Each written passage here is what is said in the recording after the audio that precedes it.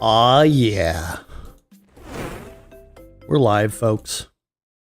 And first of all, I just want to say I'm going to try to do the full stream, but I'm not feeling great. So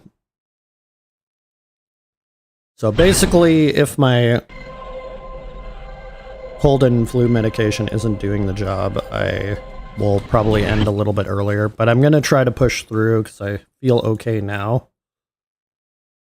Although, I kind of think I might be getting a little bit of laryngitis, too. Also, I have Danish biscuits. They're called kringle in the language. If you didn't know, my heritage is actually Danish. So you're going to hear me eating a little bit, because I cannot resist anything Danish. Okay, so I'm currently level 159 on the Cold Eve server. We're just north of Calabar. I haven't played in 2 weeks.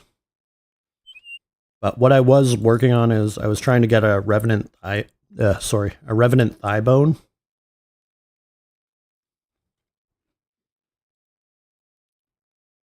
Sorry, I'm just pulling up the quest I wanted to start. Yeah, so I was thinking of starting with the Majestic Pumpkin by Glendon Wood.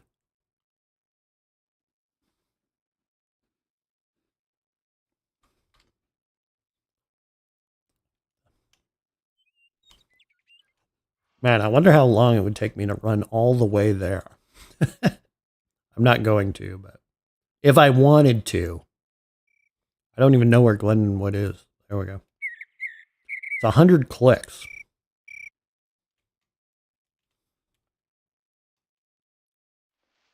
Someday I should do an all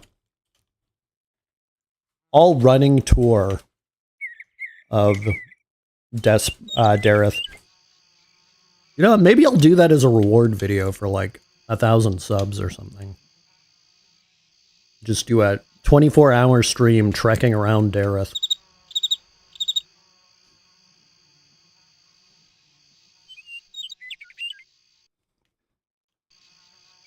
Because honestly, that kind of stuff, although it sounds boring, to me it's fun as hell.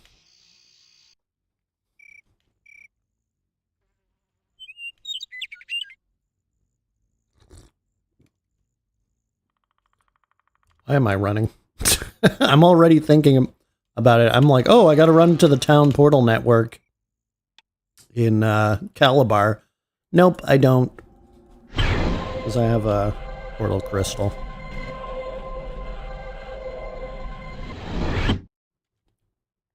But yeah, back in the day, I actually started not long before the first Halloween event of this game. In the summer of 2000. Just got off work. Oh boy, that's late for you. Or, well, I assume it's late for you. Because you're definitely always here when I start my streams. Yep. Usually, I get off work at like between midnight and 1 a.m. my time.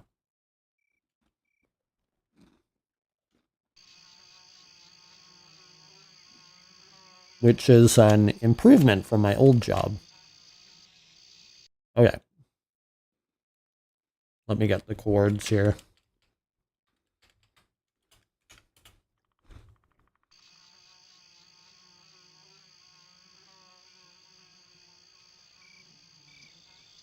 Should I lifestone? Nah. I think I'm still lifestoned at, oh my god, I stopped playing for 1 extra week. I forgot the name of the place. Cillian, there we go.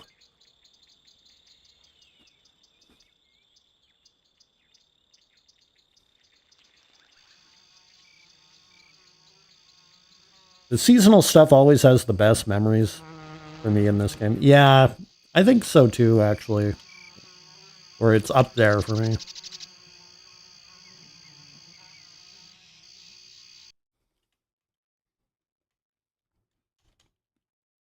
Hello, Mr. Pumpkin. Oh my god, that's so much reading. Do not fear me, friend. I am a spirit of the earth, and I would have you help me. A few days ago, I witnessed a terrible evil while visiting one of the growing places. A monstrous form was moving in the patch.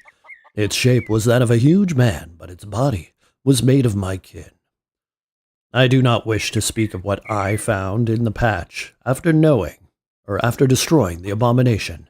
Know that it fills me with a great sadness and rage.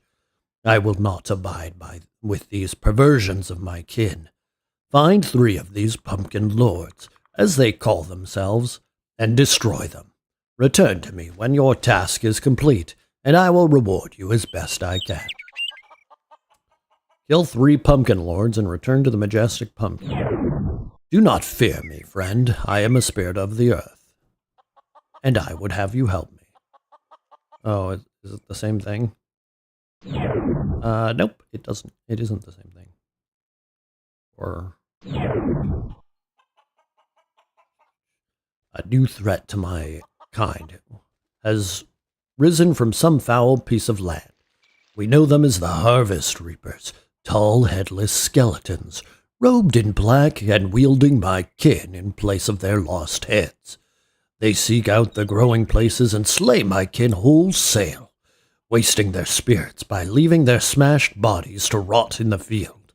The destruction must be stopped if my kin are to fulfill their purpose. The Harvest Reapers hunt the forests and plains for the growing places. The more dangerous the land, the more likely you will see one of these horrors. Don't fear the Harvest Reapers. They are strong, but I believe you to be stronger. Return to me when you have killed 10 of these unnatural horrors. Okay, then. How are my buffs doing, by the way? They're actually not bad, so never mind that. Oh, shit. Oh, shit. There we go. Actually, can I put that in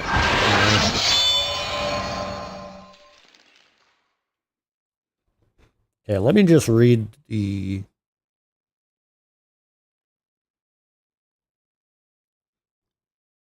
kill tasks.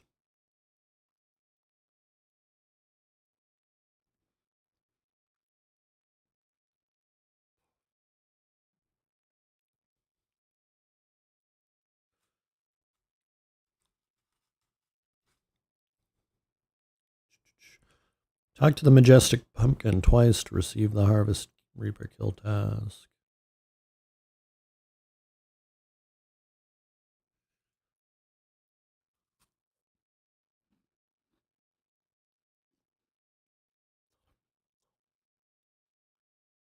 Hunters have reported good luck in the northern mountains and the East Island swamp. The area surrounding Candeth Keep. So maybe we'll go to Candeth Keep.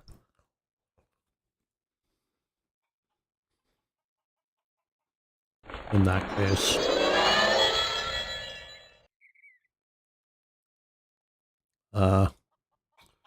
Portal 1.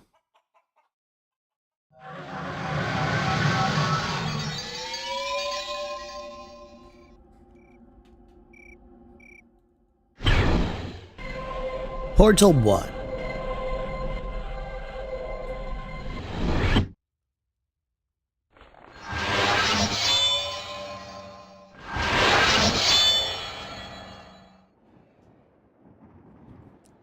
I think the Christmas events were the ones that were most exciting for me back in the day.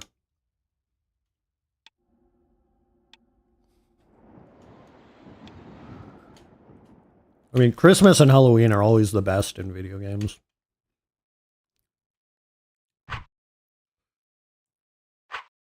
Come on.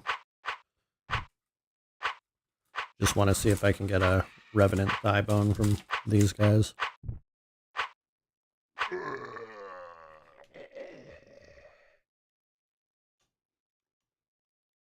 Okay, where exactly is Candath in relation to here? Okay, it's west.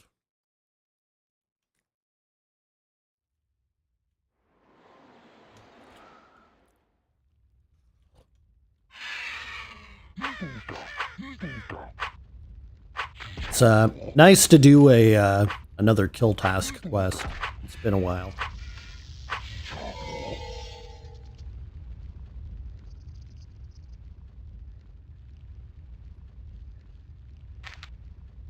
Oh, whoops. Actually, I can probably use that. Man, I'm gonna end up just like smashing 1,000 calories into my gullet.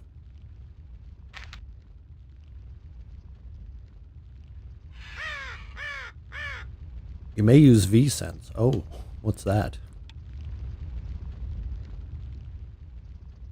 Do I have it installed?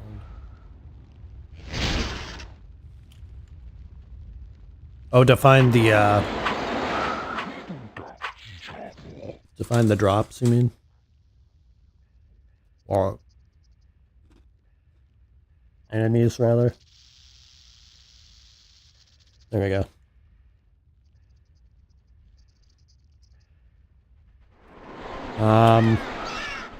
Oh shit.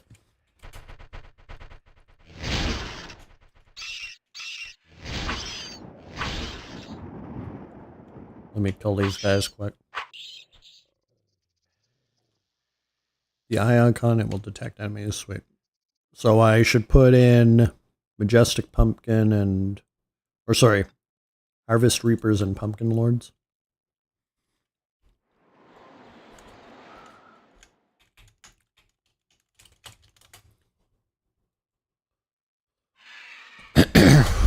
Harvest Reaper. Yeah.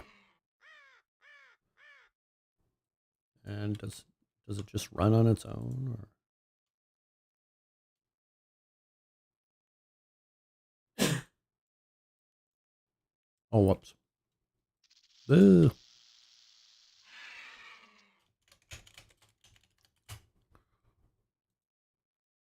And oh, what the hell?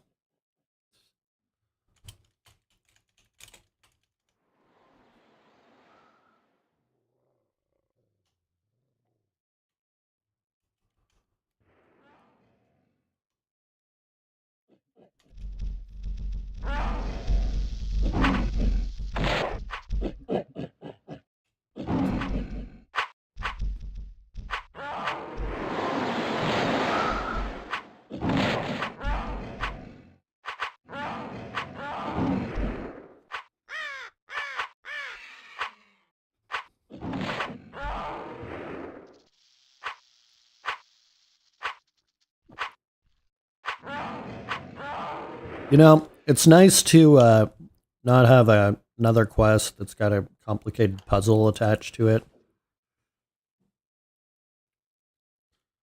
Because I'm getting a little bit exhausted with all the puzzle quests. The puzzles in this game, like, don't get me wrong, they're well designed, but I just feel like the dungeons are sometimes too complex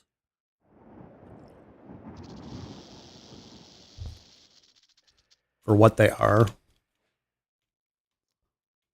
like, okay, you gotta go press this switch all the way over here and then run back, and then there's a switch behind that door that opens a switch back by the, or opens a door back by the first switch, which has another switch behind it, or actually there will be a switch somewhere else. Just like crazy shit like that, basically. They stretch the brain for sure, yeah. And to me, it's the combination of the complicated quest with lots of dialogue. It's like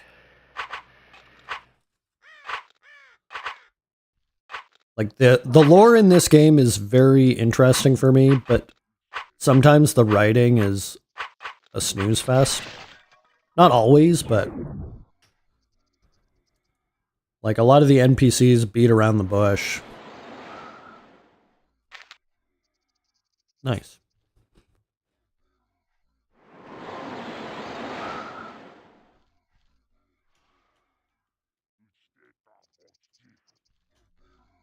Oh boy.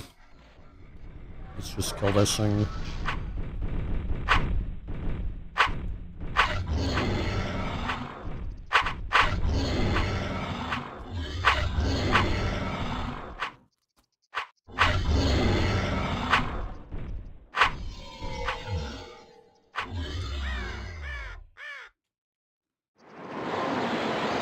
Like that one that had the math riddle that we did last week.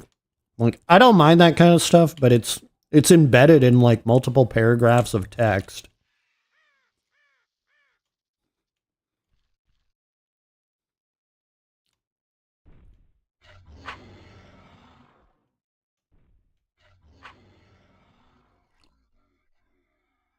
Which it's just a lot.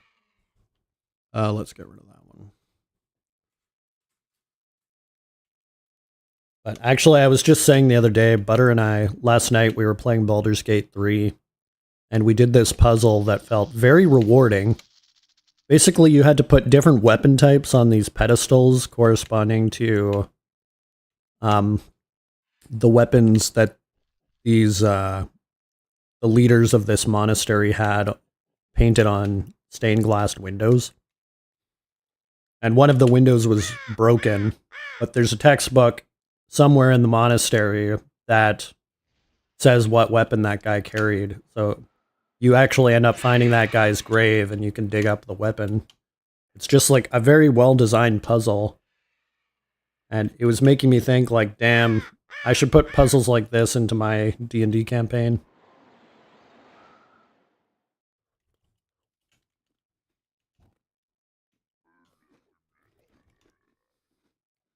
Which we haven't actually done any dungeon crawling in the campaign yet, so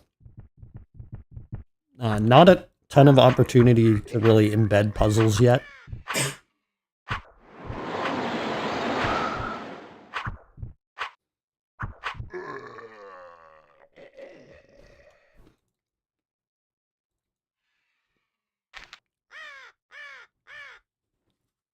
But I don't know, I guess solving a puzzle like that, it's just very rewarding. Not even just for the prize that they give you at the end, but the figuring it out is also rewarding. Oh, more Risen Lords. And Revenants, nice. Might get a thigh bone off of this mob, hopefully.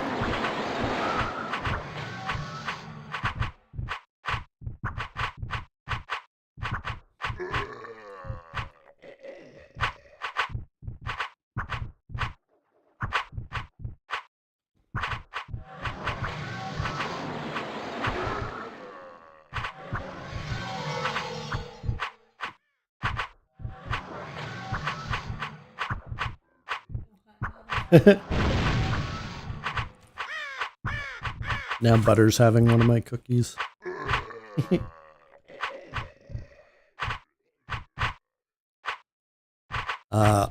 Also, update on the dog. She's coming in a couple weeks, but we saw that the rescue we're getting her from took a photo of her for their calendar. Which, it's a really good photo, so I might upload it onto my community wall. It's pretty cute. It's like they got a candid shot of her winking.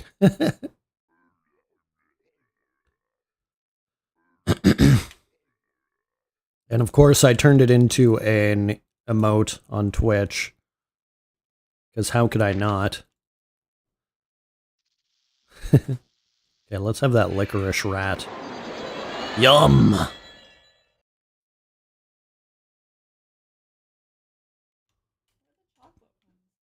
Chocolate ones? There's no... This is Danish cookies, not North American. Is the dog cam ready? Not yet, but we were actually discussing that. I do have a camera, actually, that I pulled out of its storage box the other day. But I was using it, I Well, basically, I was doing some DJ streams on my alternate Twitch account, so I had the camera pointing at my mixer. Because people like to watch that, I guess.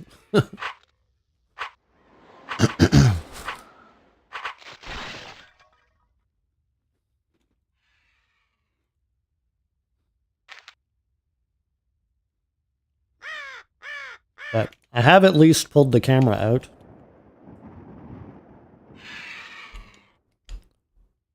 I think I'm actually gonna kill these guys. I'll try.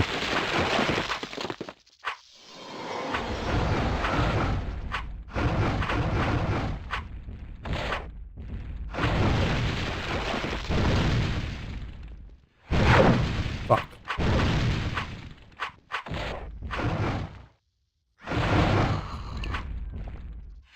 Should probably go for the boss.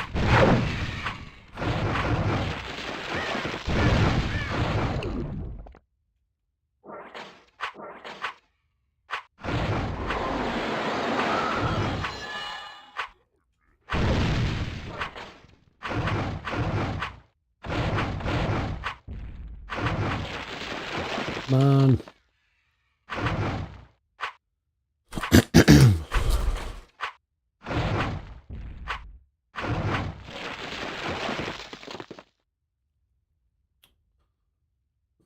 Diamond heart, might as well take it. Ooh, nice. And a diamond shield. One for my wall. New Midra style lifestone on the hill there. Oh, really? Up this way? Yeah, I see.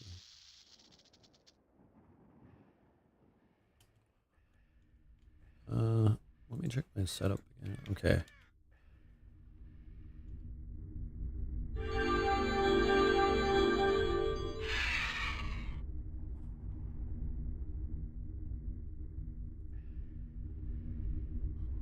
Oh, did I run out of stam kits, by the way?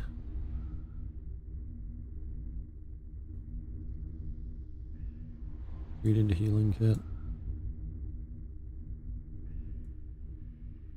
Yeah, you know what? I think I did. I do have a stamina leader. Oh, there was a risen lord. I think these guys drop revenant thigh bones as well.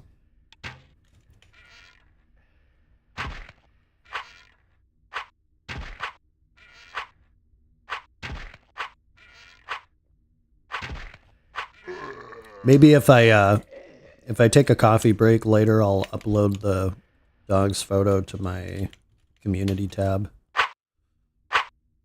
while I'm preparing my next coffee. Which I gotta say is probably gonna happen because I'm draining this coffee that I have now very quickly. And you guys know by now how much coffee I drink.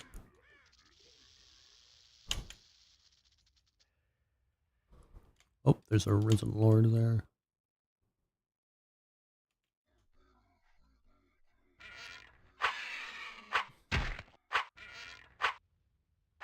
They all give you 2 thigh bones, but never give you one. Right? I'm just smashing it into smithereens. It's like that, this is a reference. It's like those cringy, dinosaurs don't exist videos. Where they're like, oh, they just find pieces of dust and smash them together however they can to make them fit into dinosaur bones. That's what I'm doing to these revenants as I kill them.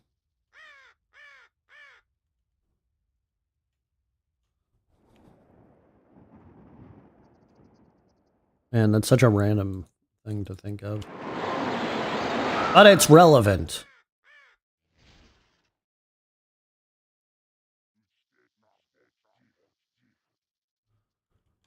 Unstable rift. Okay, I think maybe I might find more luck. Oh, there's a Harvest Reaper somewhere. Nice.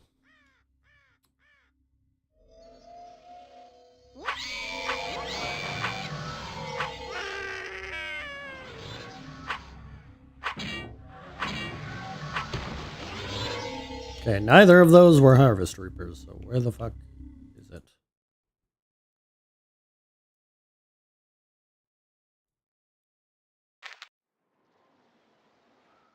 Oh, is that it? Yes. And a great Revenant, too.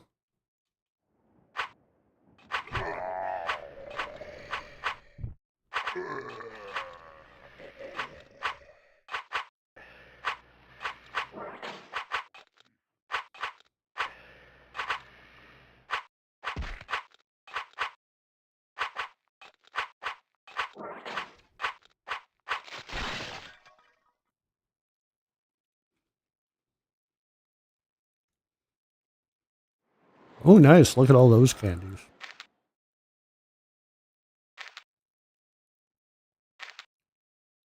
Halloween's come early. Candy corn, nice. I know people hate candy corn, but I actually always liked it.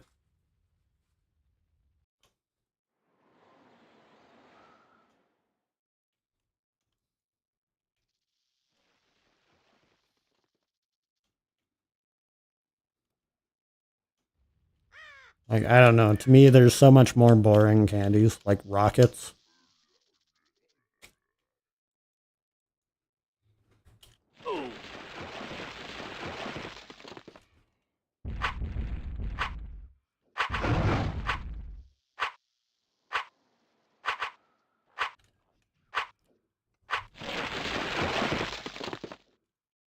You got a moat for me? Nope. Oh, damn. Let's kill these guys. Sugar rush for months after eating all that. Yeah, pretty much. I've gone through like half a box of these Danish goodies right now.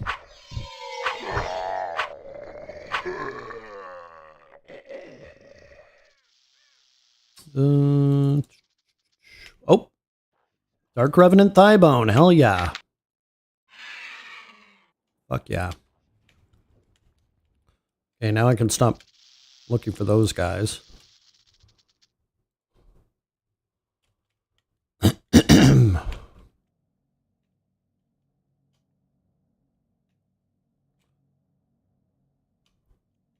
And that was to get the Jeet.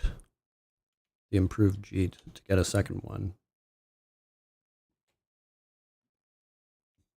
Which, I know there's better maces I can get at this point. It's just... I want to get another one of these ones first, and then I can figure that out.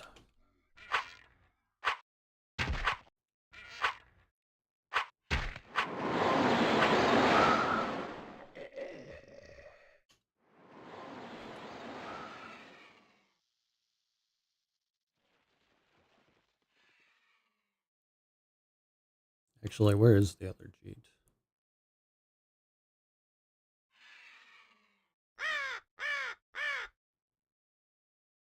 Oh, whoops, I didn't mean to drop that.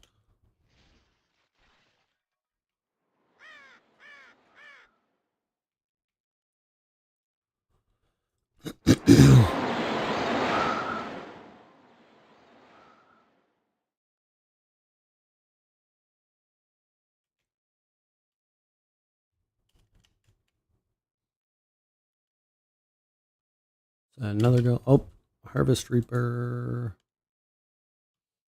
Way over there. Okay. Let's kill this dude first.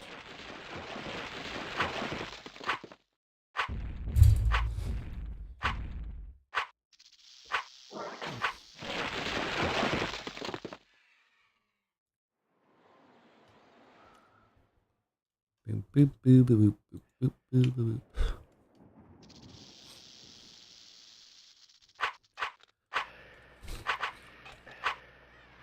A wise man once said, "Don't fear the Reaper."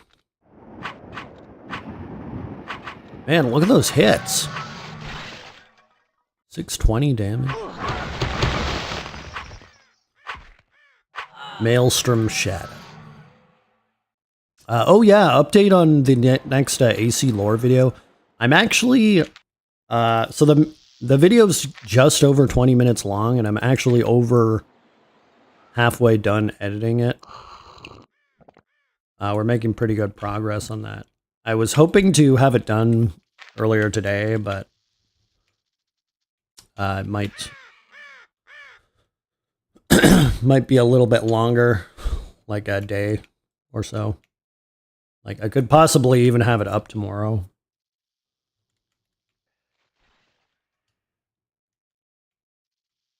Which is good, because I've fallen very far behind. No rush, quality takes time. Yeah, for sure. This one's a little bit different, so I'm hoping people still enjoy it. But if not, I'll learn my lesson.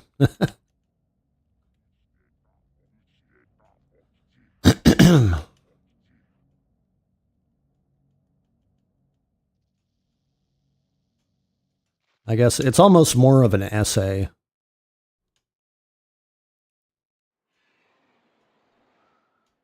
Or video essay.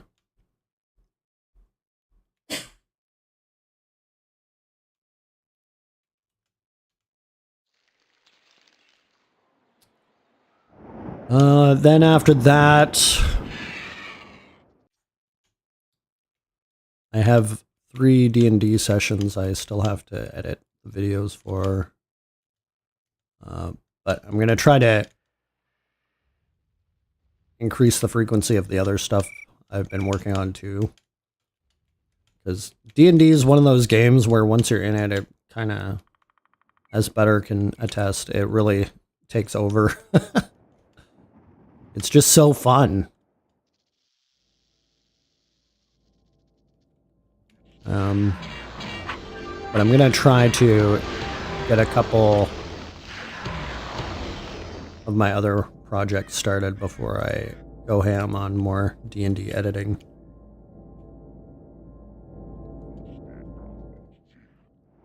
So I did actually have a lot of demand for another Baldur's Gate video, so I figured out what I wanted to do, and I'm probably going to record that next. Then to not leave the PSO people behind, I'll work on that as well. But I do also have another Forgotten Realms video scripted, or partially scripted.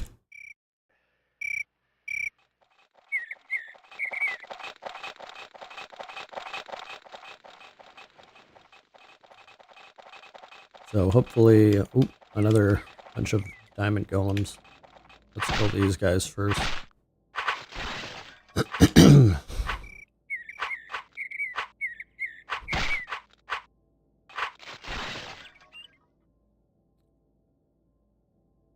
But in any case, I do think that that AC video will be out pretty soon. See, I have tomorrow off, so it's perfect, really.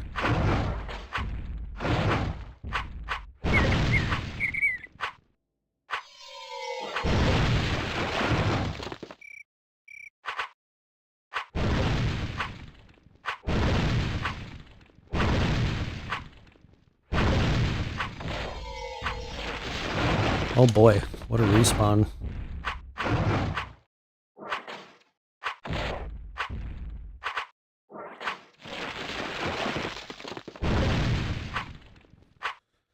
I actually started a wiki for my D&D campaign too.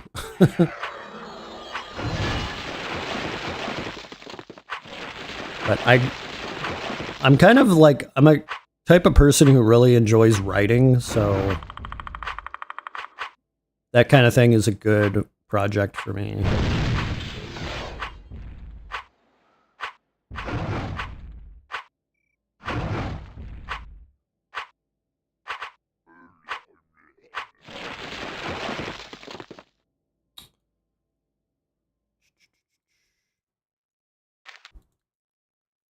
Dire Champion Golem.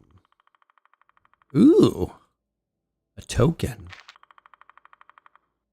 Have to figure that out later.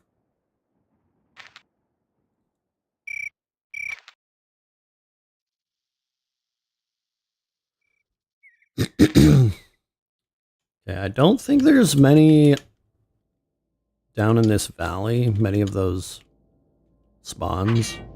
They seem to be up on the plateau. So maybe I'll head back up there and try circling the valley.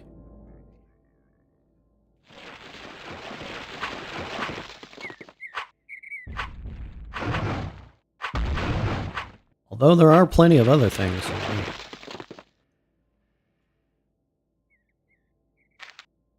Here, let's, whoops. Drop the gloves. Let's use that sapphire.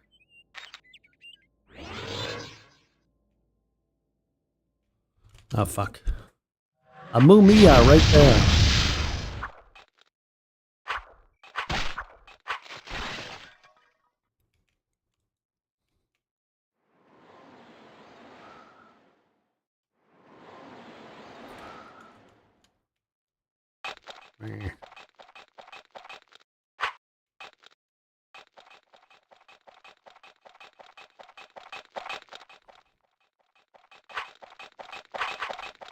Okay, how far am I from Candace?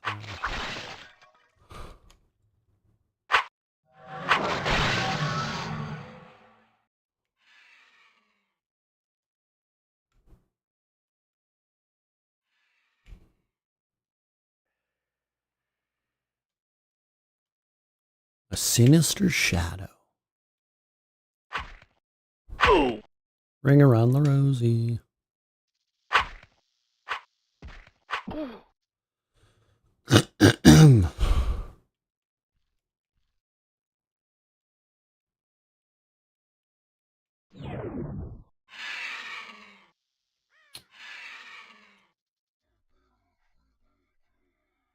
You still looking at installing the Cliff Face plugin? You know, I was thinking about that actually earlier today. I might still give it a try at some point.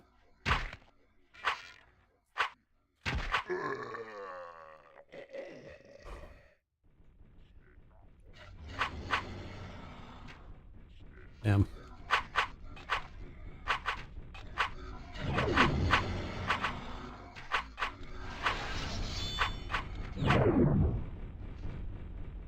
Was that all my spells wearing off?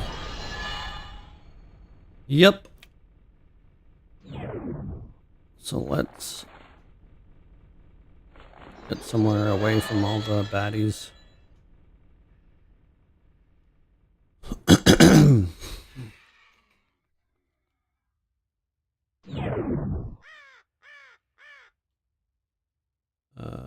Okay.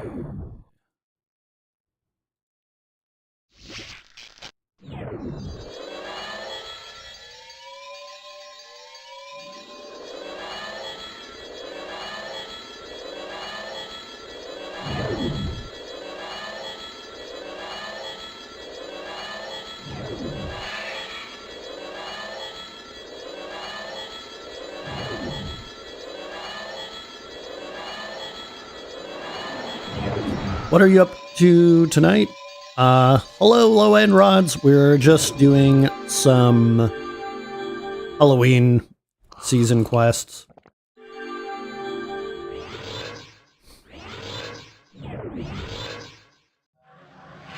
Right now we're doing kill tasks.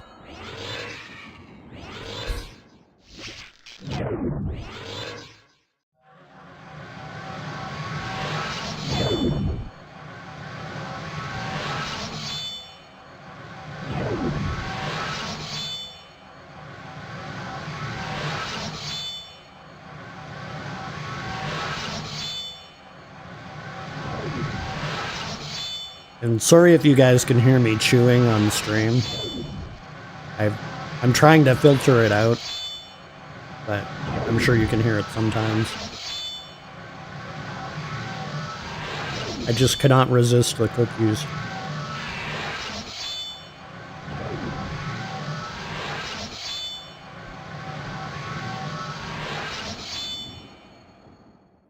Okay.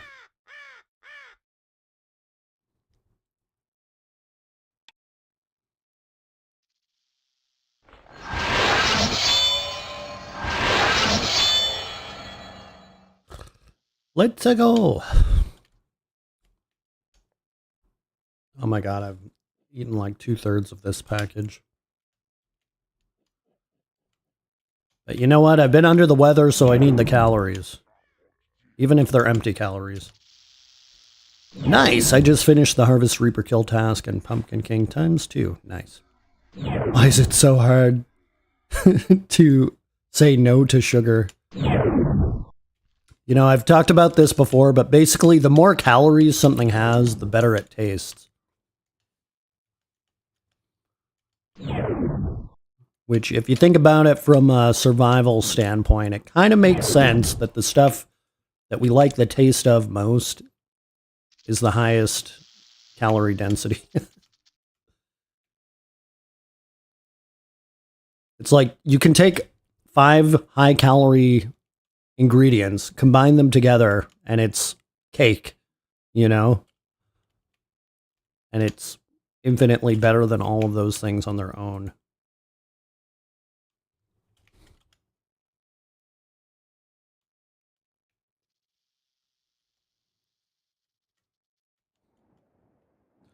I got the Festival Pumpkin Lights on the first turn in. Nice! Yeah, we're just taking it chill tonight. I've been doing so many air pulley quests that I kind of just want an easy kill task. At least for the start of the stream.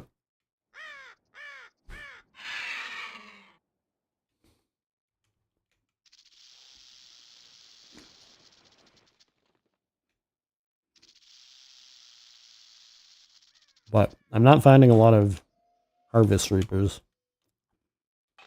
I think I've gotten 3 so far.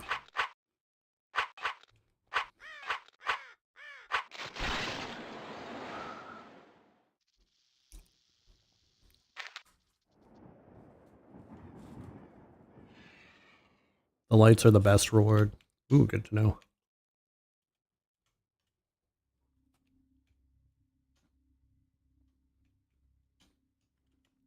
I need to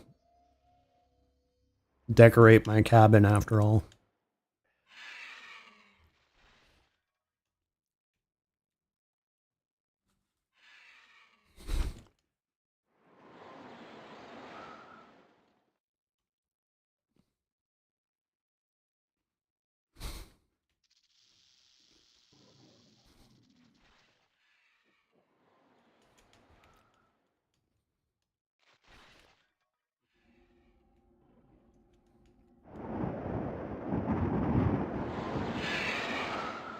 Okay, so guys, I never do this call to action bullshit, but I'm going to do it this time. So if you're here and you haven't smashed the like button, smash it or I'll smash you. I stole that. It's the cringiest call to action I know.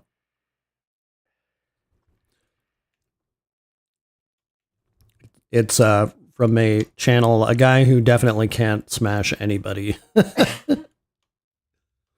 Smash the like button or I'll smash you.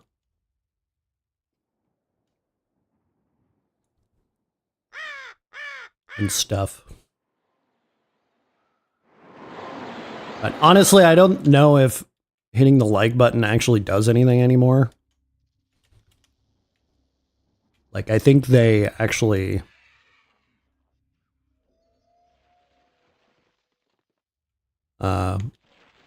took that out of the algo.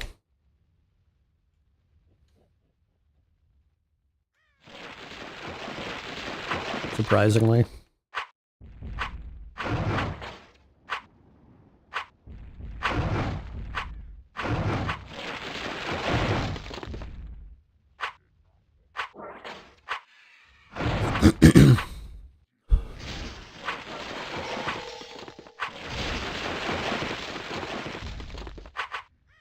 Dire Champion Golem.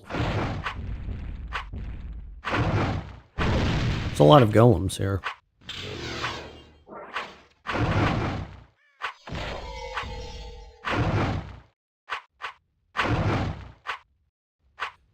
The respawn has been nuts lately. Yeah, these guys are respawning before I'm done killing the mob.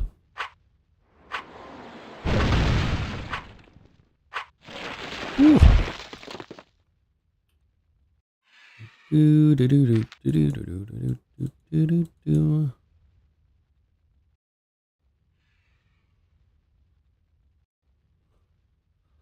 If we don't finish those kill tasks, I will go back and do that Jeet quest at some point, by the way.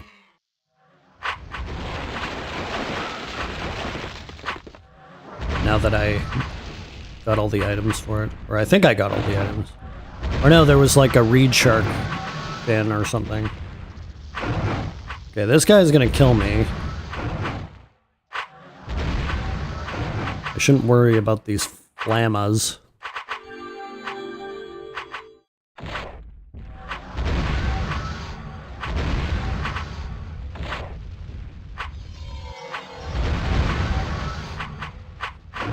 See if I can debuff him with dirty fighting.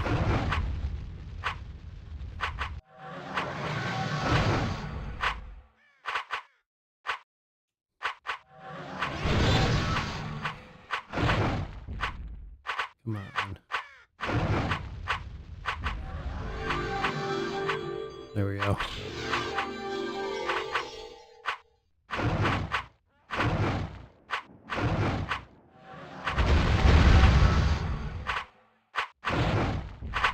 Fire boys, right?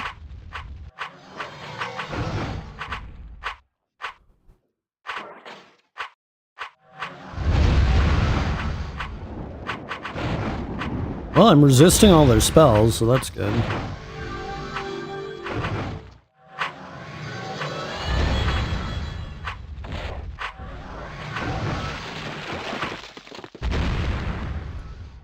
Oh, what the hell?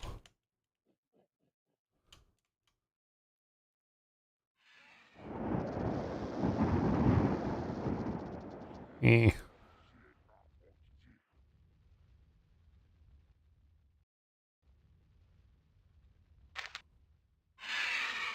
How do these compare?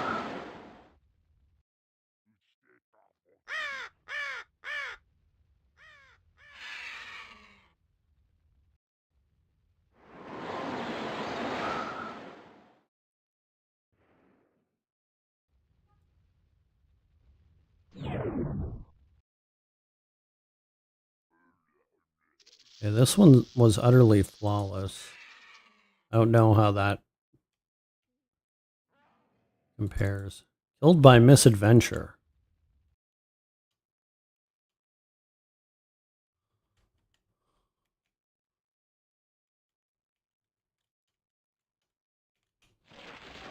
Interesting.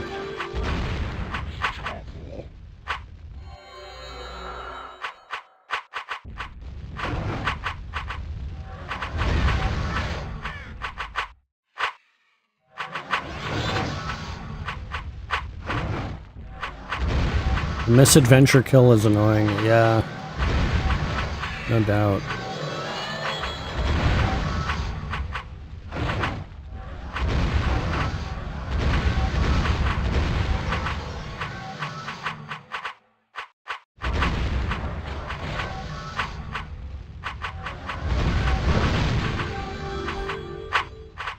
No doubt.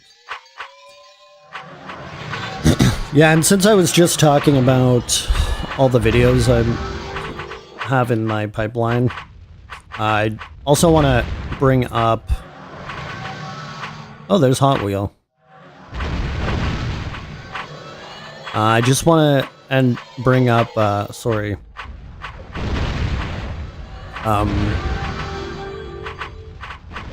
Breath of the Wild.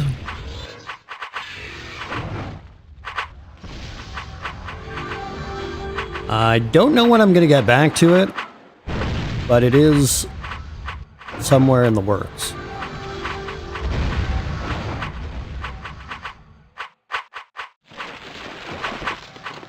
So I don't know if we're just going to do it as like a reward or what. Right now, the biggest issue for me is having enough time.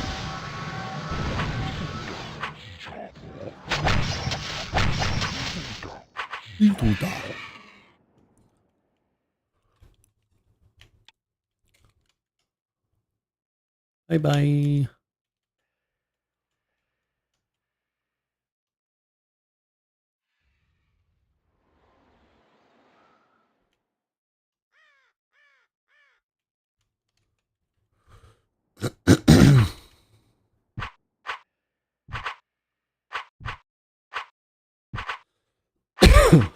Excuse me. I actually need to pick up more stamina kits. Oh wait, I do have another stamina pot.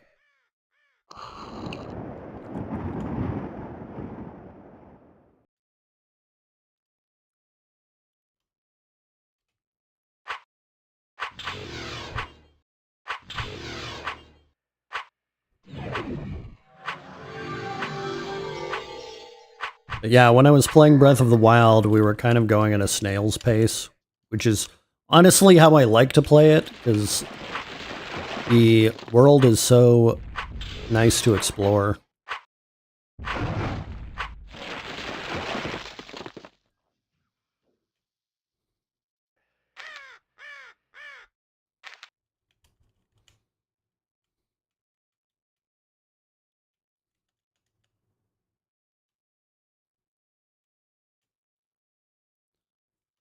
Do I need to be closer to Candath?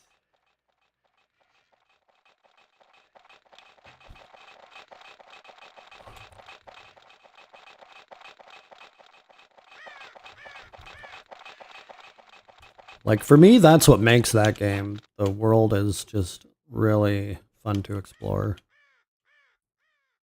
Are you doing the Magma Exarch kill task also, Money? No, I'm not, actually. I just happened to see them, and my...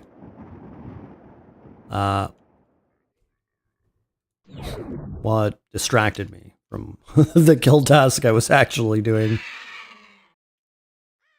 Because I see a golem and I can't not attack it. God damn it. Let's kill this dude.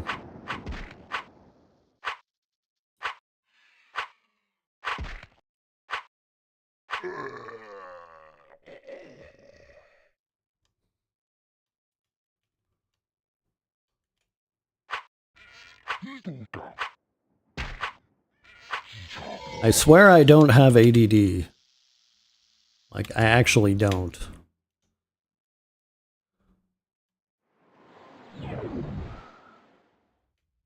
I'm not one of those people who says they have it when they don't have it.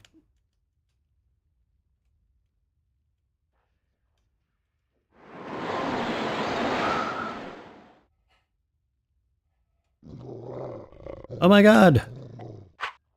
Momentary server lag. That was a weird death. Here, let's have some candy.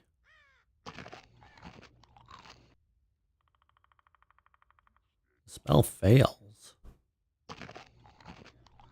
Oh, it's a dispel, I see. You cast the jitters on yourself.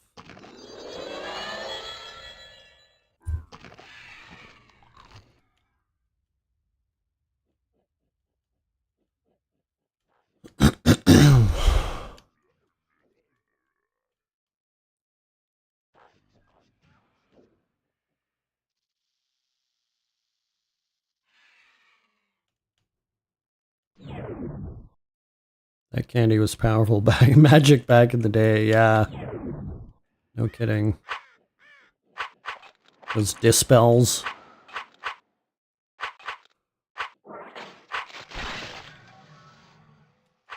Bet I read it wrong.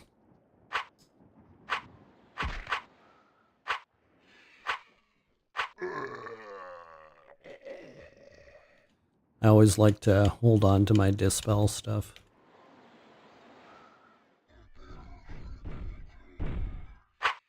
When I come across it. Ooh, rain.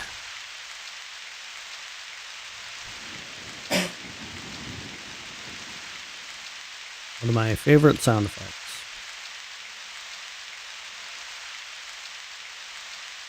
I'm just gonna kill all the mobs I come across.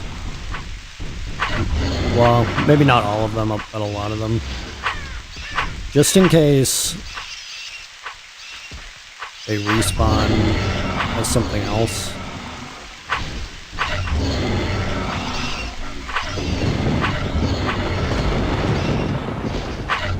Rain sound makes me sleepy. Hell yeah. It's so comforting when you're trying to sleep.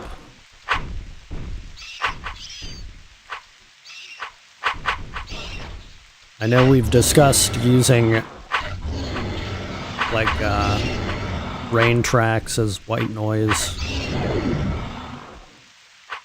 when trying to sleep.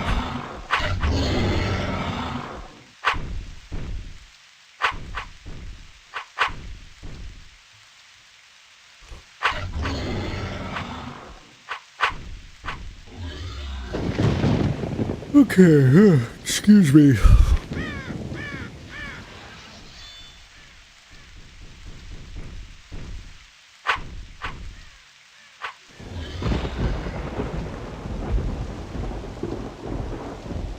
Speaking of the devil,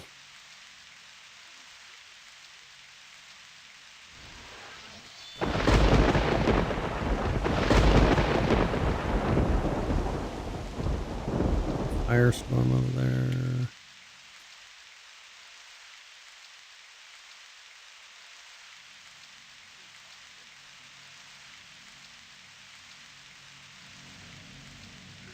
Oh.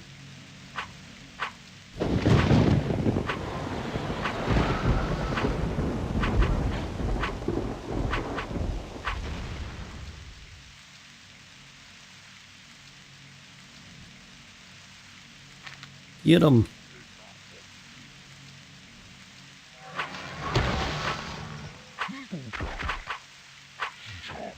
I don't know, maybe I should run around the north now. And death doesn't seem to be giving me much luck.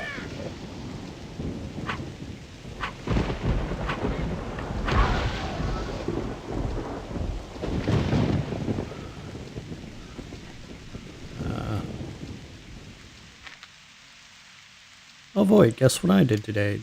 Did you finish your road test?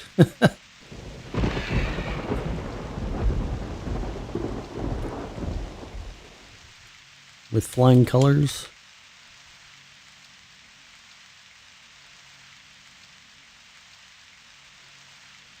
Actually, I forgot to ask about that.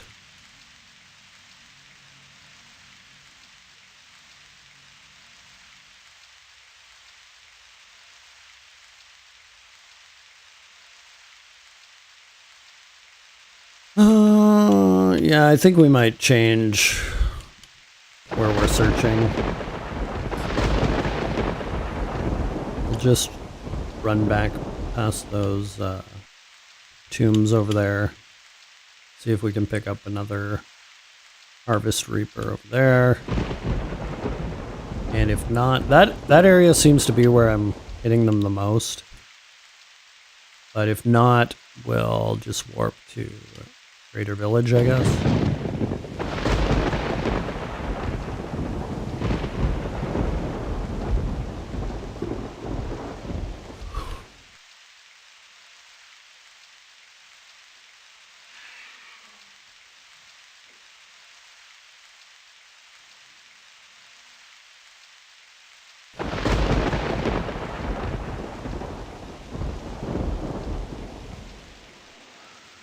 Okay, let's go to Crater Village.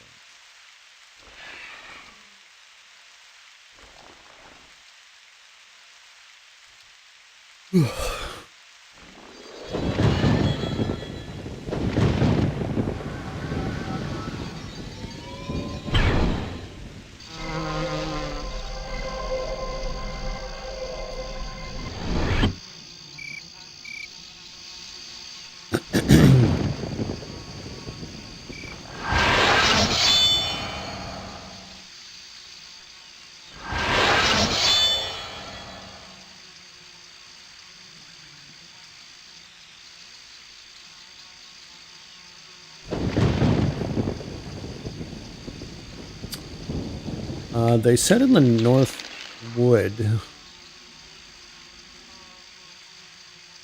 I don't know if this is too far. I passed and had to wait 3 hours just to get the temp license, and now just waiting for the actual license to be sent. Nice. Congrats.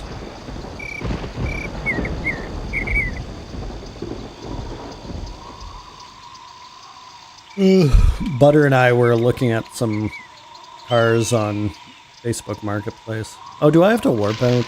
Actually. Mountain Cavern Portal.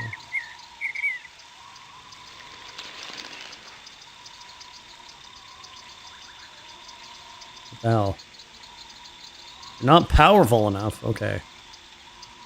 Good to know.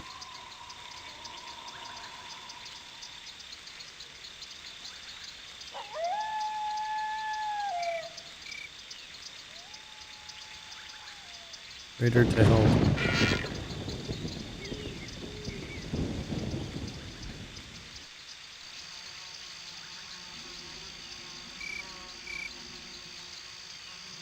Oh,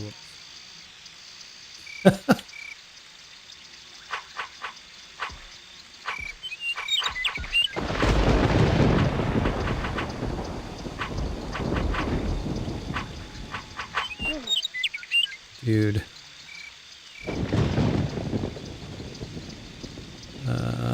One. Show roadside.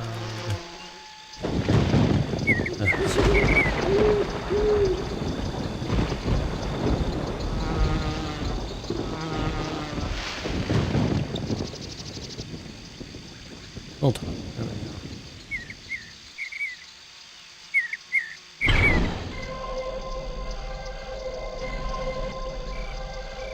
go. Anyway, we were looking at cars on Facebook Marketplace and another used car place, or used stuff place, I should say.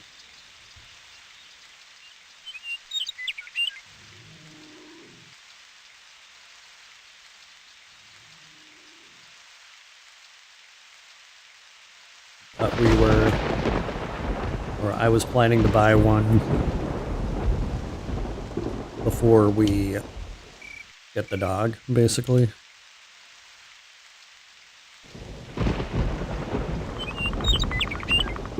So long story short, we don't have a car right now.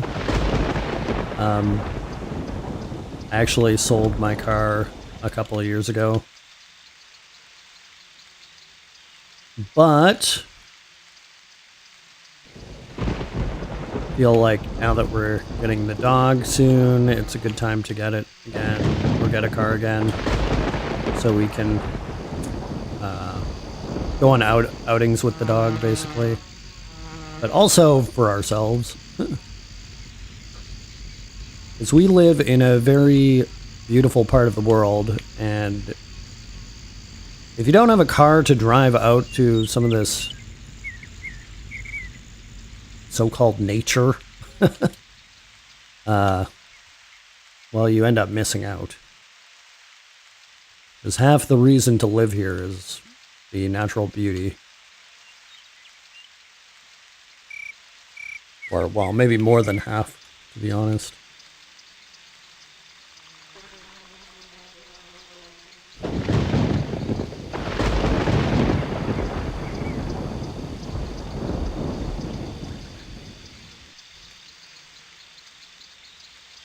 Feel like I could just leave this on auto run, and if I have one of the enemies pop up,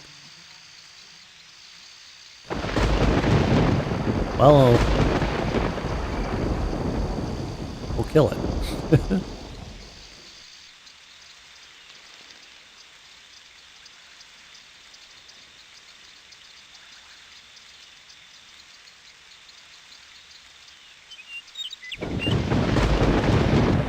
That's what I say about Oregon. Yeah, we live in British Columbia, which I don't think the area we're in is super similar to Oregon, but parts of it Parts of it definitely are.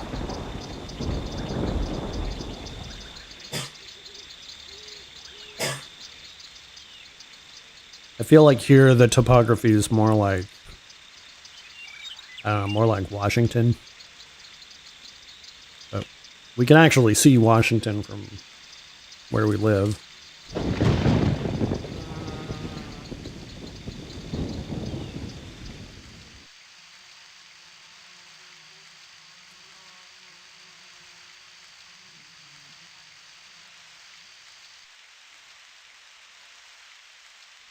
Oh boy. Corpse of Schneebly Gambler.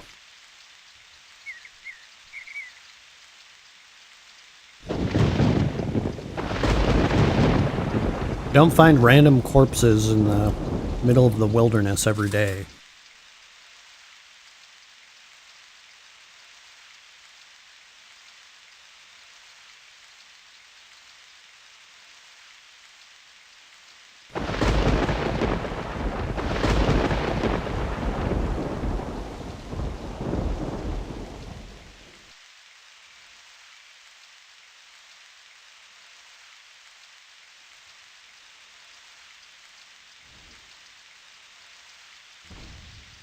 We gotta visit Oregon sometime. I've never actually been there.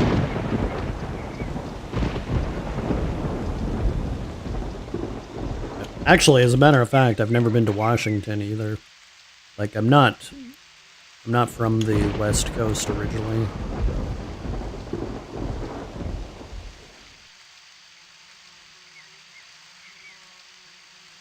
So I haven't explored very much of it, actually.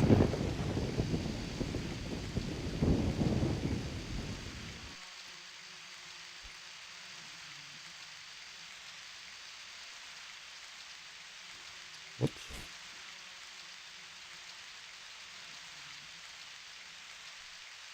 And since I just got my passport renewed, we definitely need to put that to use.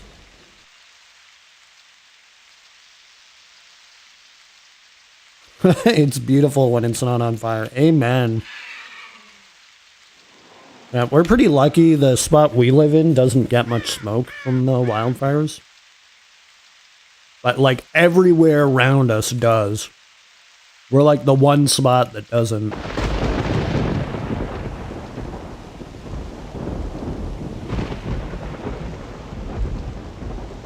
Like, compared to Vancouver, man, Vancouver gets it so fucking bad.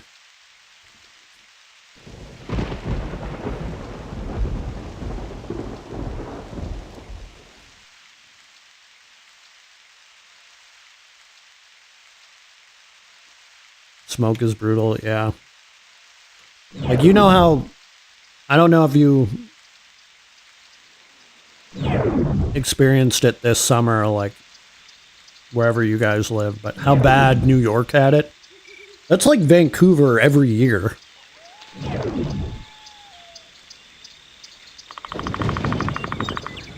Or maybe even worse. Because basically Vancouver, it's surrounded by mountains on every side, so the smoke just gets caged in there until it rains.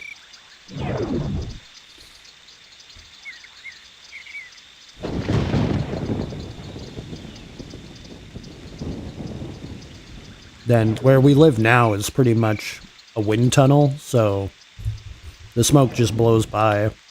Same with the rain. Like, it rains a lot in the Pacific Northwest, but where we're at, literally, the clouds just blow by.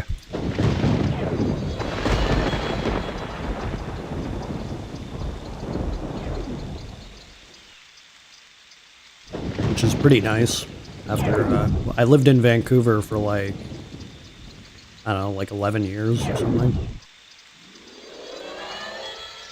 And it rains a lot there.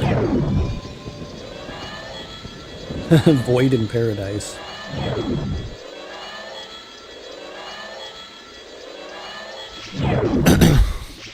You know, even though the smoke, the wildfires get very bad, it's still like one of the most beautiful places in the world. It's just the things you have to live with with climate change, basically.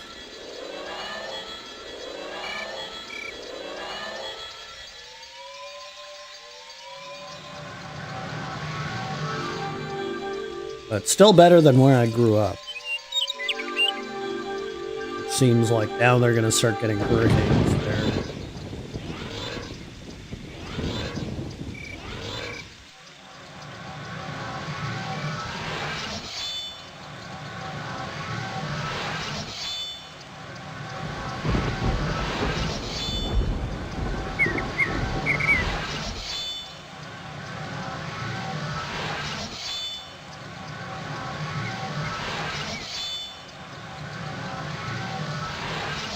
Basically, where I grew up is like, it's called New Brunswick, but it's the province that's northeast of Maine.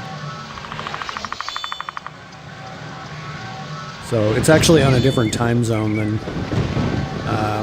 the eastern states.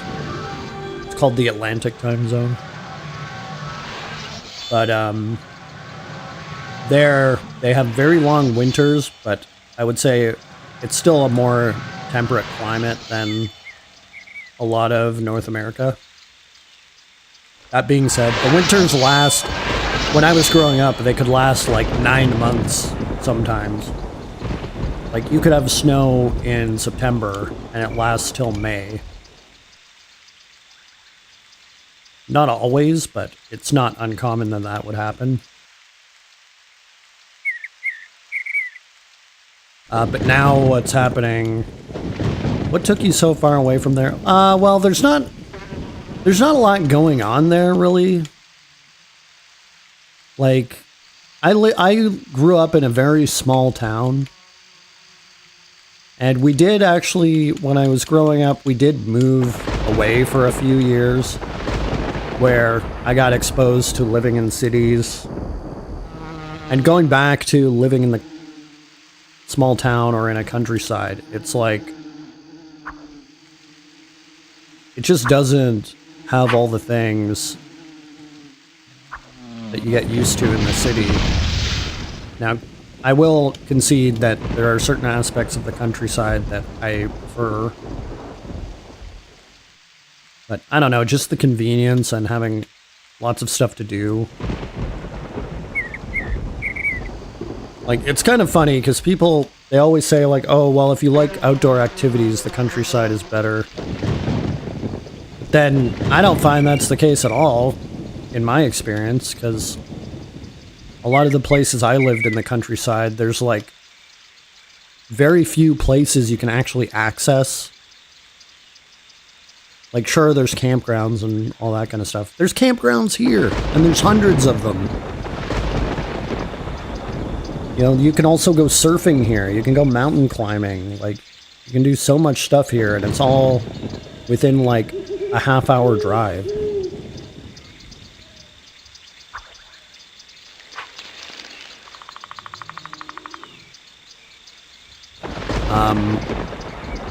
But anyway, what brought me west, so when I was, basically when I graduated high school, at that time it was very common for people to leave that area, because there's not really much opportunity for young people.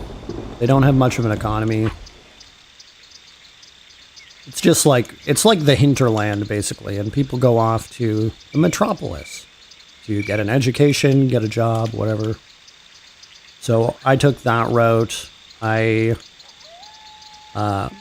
went to Alberta, which is the province just to the east of here, and I got a job in trades in the oil field. It's a very oil industry-centric area, but I hated it. I really, really hated it. So I guess after a year and a half of that, I kind of started switching careers. And then I ended up in hospitality. And from there, I went also to university. But You know, if you're in hospitality, it's very easy to make a jump to any industry, or sorry, any other city, because everywhere has a demand for hospitality workers. It's not like industry specific to one area. So, you know, Alberta, it's like the Great Plains in the Midwest. It's pretty boring. It's flat. And there's not a lot to do. And also, I would say a lot of the people have a different lifestyle than what I value. And it does impede on my lifestyle a little bit, I would say. Because,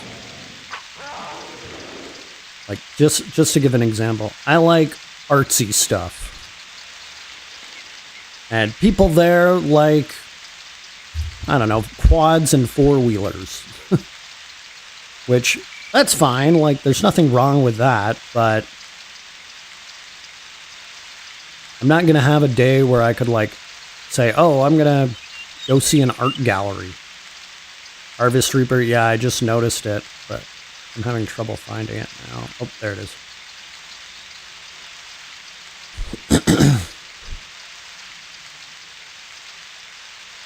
But that's just one example. Really, the bigger thing is, like, I'm a gamer. And I like to be surrounded by like-minded people. And when I was living in Alberta, there's gamers everywhere, but for the most part, like, let's say you went out drinking and you're chatting with people, all they talk about is work. Like, they're working like 12 hours a day, so they have nothing else to talk about. And it's always about the oil field. Or, like, I don't know, if they are talking about current events, it's like climate denial, basically. Because they can't separate that they can make money in an industry that's also harmful for the environment. It's like, because that's where they get their value from. They don't see it that way. Which, I don't know, I don't think you really have to have that level of cognitive dissonance to work in that industry. So I never really could relate to that. But in any case,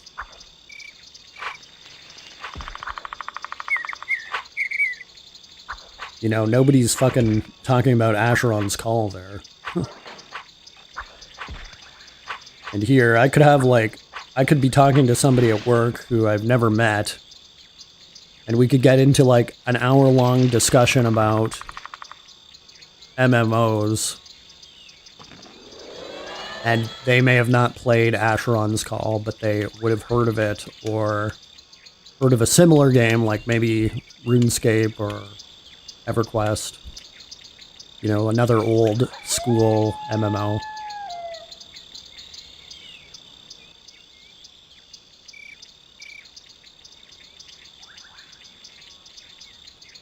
But then it just keeps going.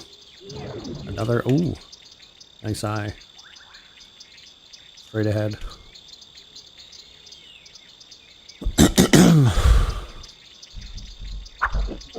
Oh, it wasn't straight ahead.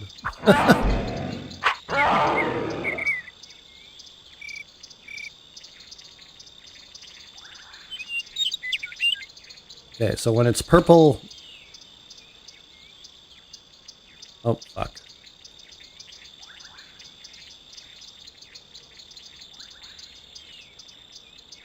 Damn it, where did he go? Hello, Marleus. Fuck, where'd it go? Or maybe it wasn't actually there. I don't know. Maybe it was lag on the previous one.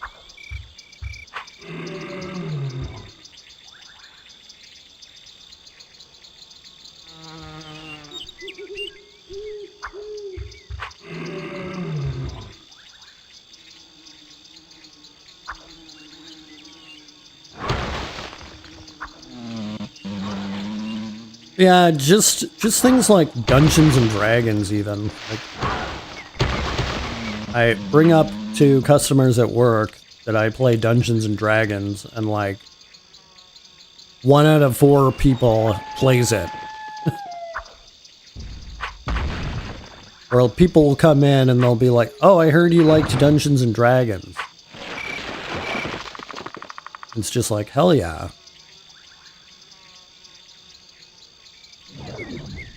You're damn right I do.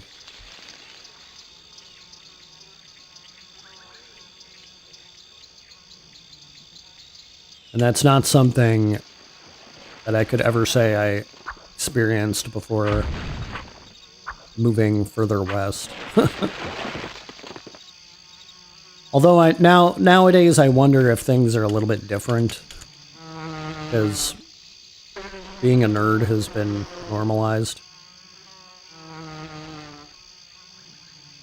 But at the same time, I don't know how much it's been normalized.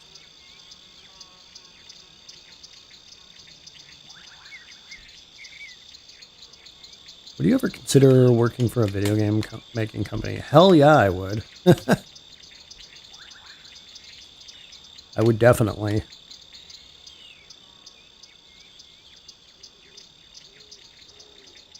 Like, I consider myself to be a pretty creative person, and good at writing, so I would like to be a story writer or developer for a video game company, if that ever happened. Or do voice acting, because I enjoy that too.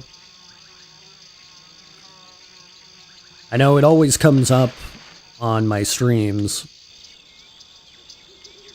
or often comes up on my streams.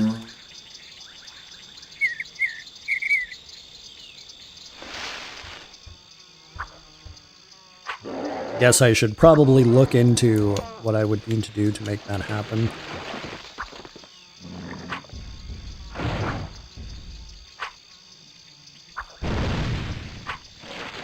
And I did actually buy one of the versions of RPG Maker,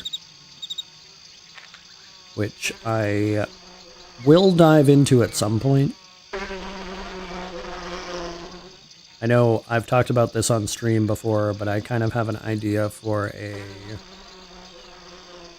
fan spin-off of Asheron's Call, but done as a JRPG.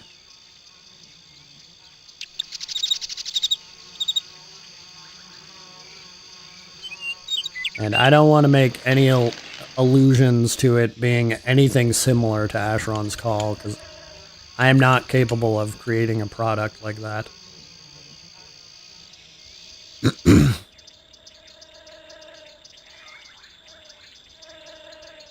Like, that is well beyond my abilities. But it would be more like a tip of the hat, lore-wise, to AC.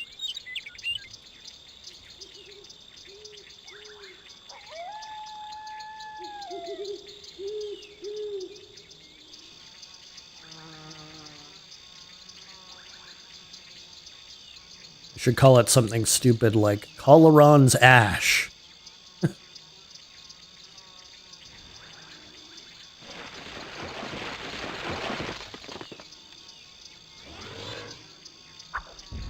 Or I could make it a dating sim and call it Calling Asheron.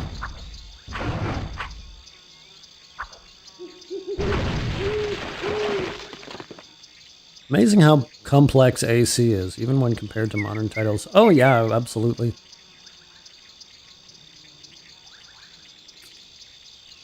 I mean, I do see a few aspects where they took things from other games, but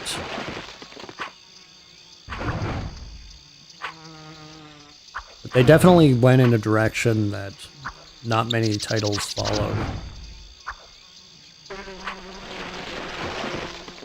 Like, I think Elder Scrolls went in a similar direction at one point with the with their skill system, but not with the big numbers either. Like Asheron's Call has big, crunchy RPG numbers, right? That go into the hundreds. Whereas Elder Scrolls prior to Skyrim has more of like a D&D style numbering system or leveling system. Or, well, it's not quite D&D though. It's still, like, if you want to get down to it, it's all ripped from Ultima and Wizardry, which both ripped from D&D. And I'm not talking about Ultima Online per se, just Ultima in general.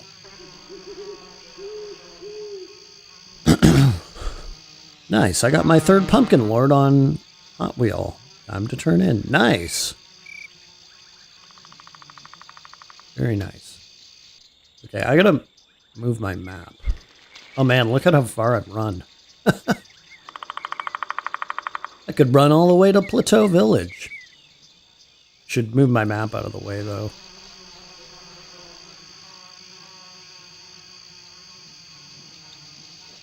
Just so I can actually see the detected creatures when they pop up.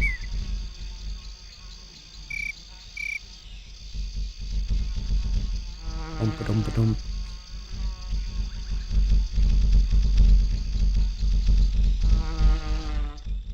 I don't know, maybe I will end up running all the way to Plateau Village at this rate.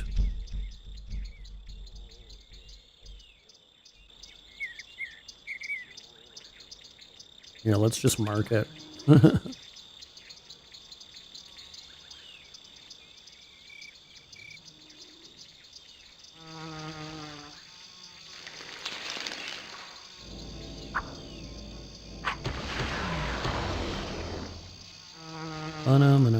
Ooh, small shard.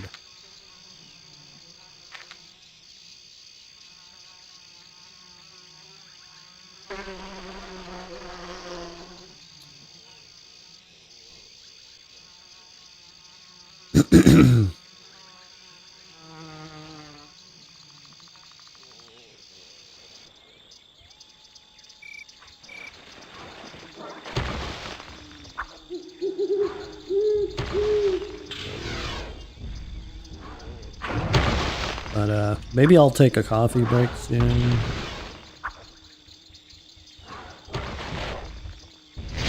As well. Because it is getting to be that time.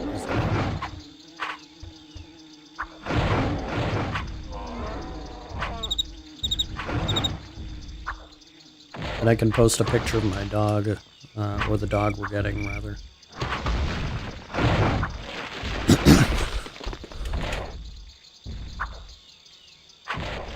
She's not here yet. But she will be.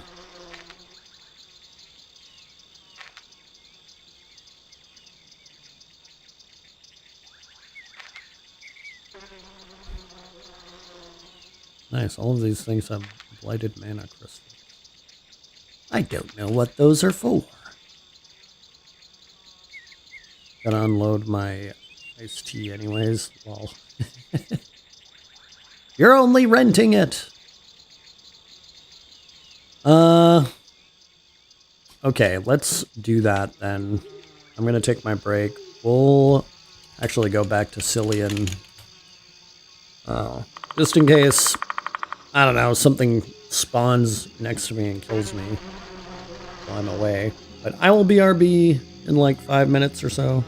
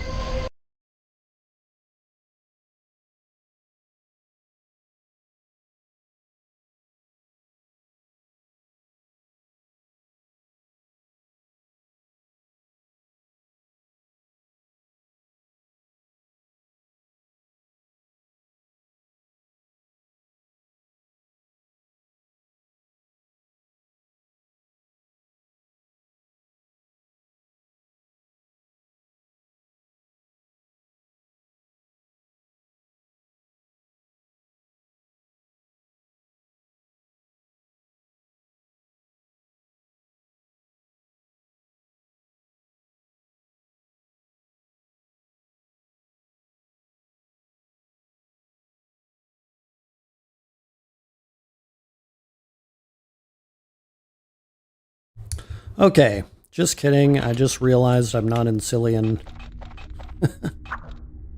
So we'll go somewhere else.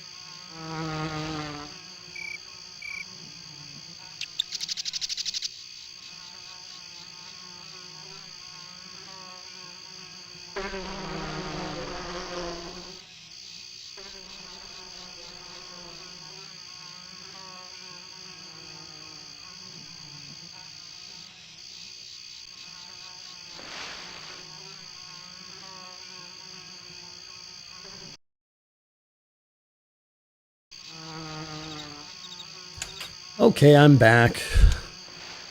Hello, Hot Wheels.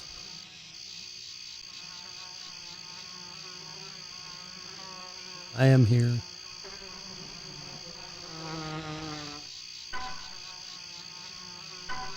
Ooh, nice. Thank you. What's that one? Monster Seed. Perhaps that kooky old plant lover and Ion Bakur will know what to do with this thing. Thank you.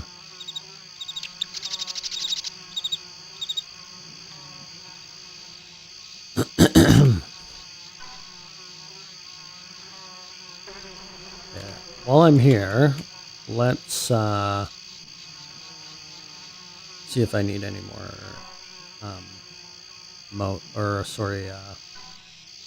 scarabs.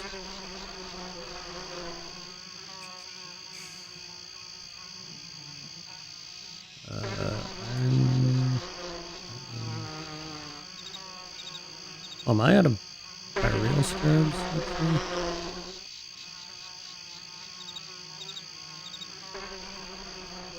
I might just be.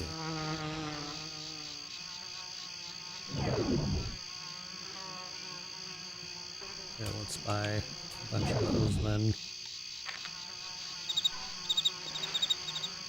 Alrighty.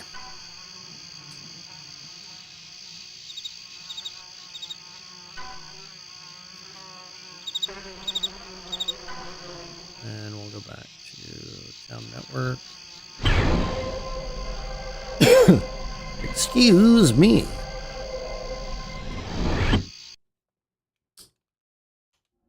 We're gonna switch gears a little bit. I'm gonna go back to do that, the rest of that quest from 2 weeks ago.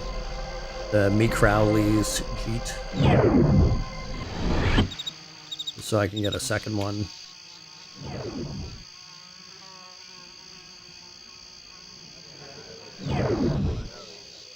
Excuse me, princess. Well, excuse me, princess. Hello, Titan.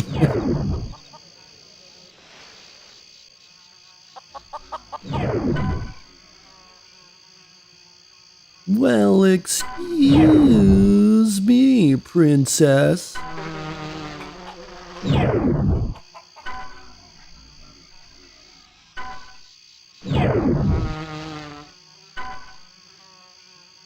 Phenomena. Good reference. What's good, everyone? We're chilling. Chillin', illin', little bit of time killing.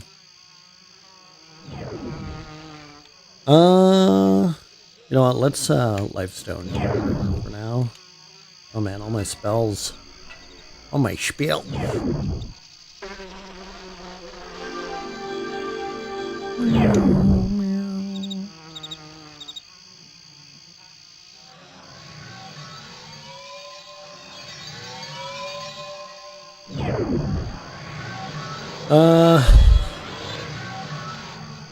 Let's go to Ion Bakur.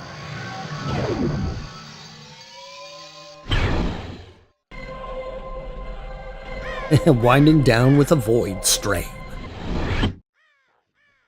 With a void stream. Oh, is that a body there? Never noticed that there. You were. What could possibly know? Perhaps that kooky old plant lover in Ion Bakur will know what to do with this thing.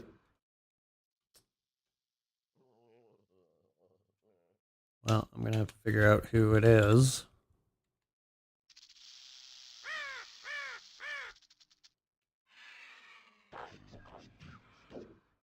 Buzzing and magic noises is exactly. Hello, Leopold. Hello, Cloud. Or I guess it's Claude. Is it Cloud or Claude? Beats modern TV shows. Hell yeah.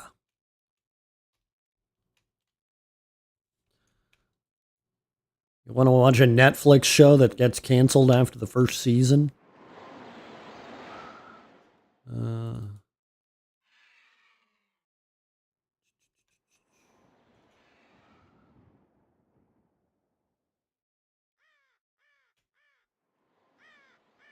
You gotta go back in time. Mission Hill is a good one. MTV's Gone Downhill. Or, sorry, MTV's Downtown was a really good one, too.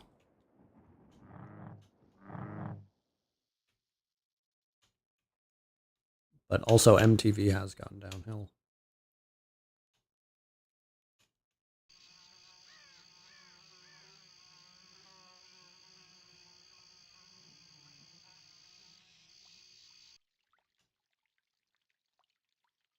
Okay, I should just look this shit up.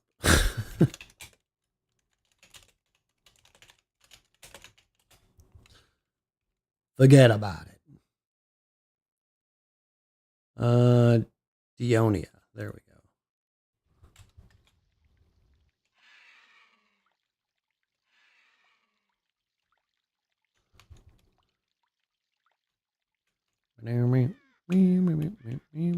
Oh, damn. Is she outside? Wow, I never would have found you.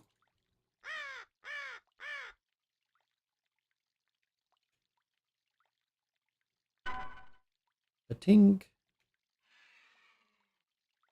Ba-ting. Ba-ting. Ba-ting. There we go. Hell yeah. A huge ugly seedling of some sort. It almost looks hungry.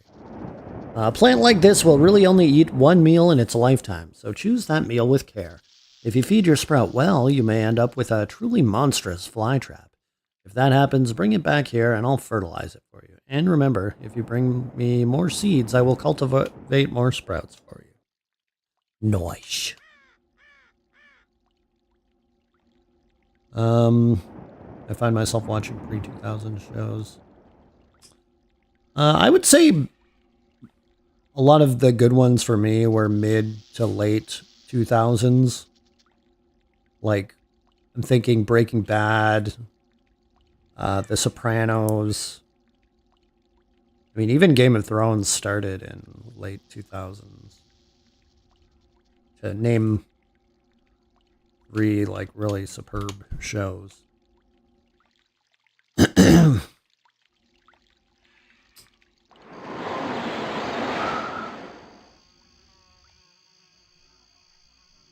But I always have trouble watching The Wire. Butter does too. She's attempted it more times than me. I've only attempted it once, to be honest.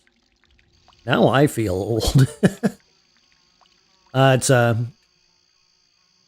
Well, it's a side effect of life.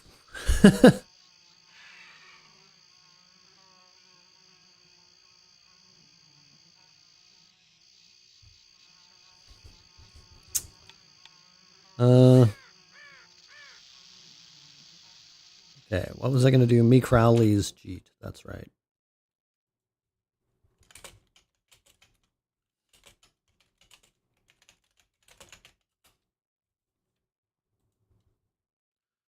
I mean, you know you're old when your grandkids are old. That's a good sign. For real, though. Okay. Where are we going to go? Me Crowley's Labyrinth in the Amun Desert.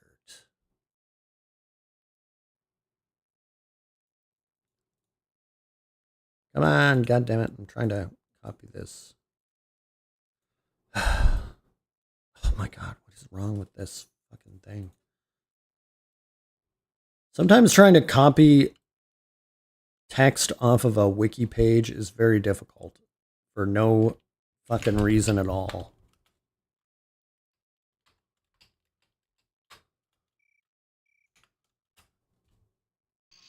Like there's something wrong with it, basically. Okay.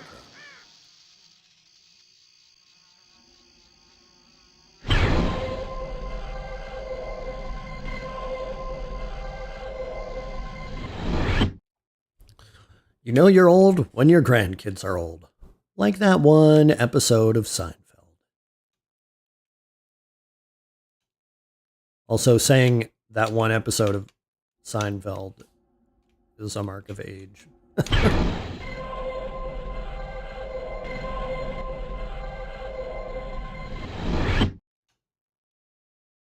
And I actually wasn't even in high school when that was discontinued.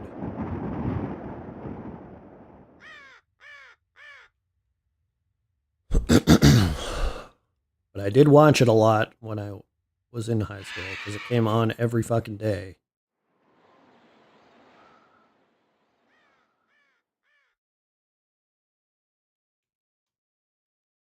Along with The Simpsons and King of the Hill.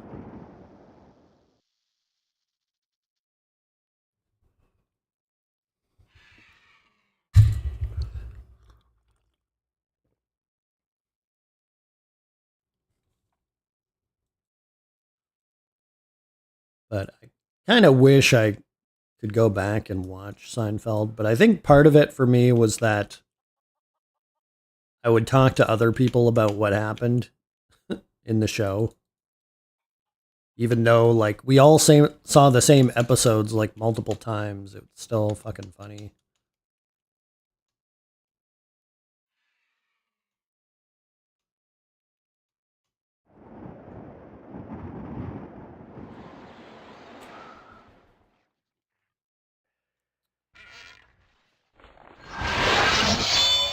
And for me, that's really the magic of a good TV show is if you talk about it with other people. Watch Curb Your Enthusiasm. I loved Curb Your Enthusiasm. Like, George was my favorite character in Seinfeld. So, the guy who George was based off of, hell yeah.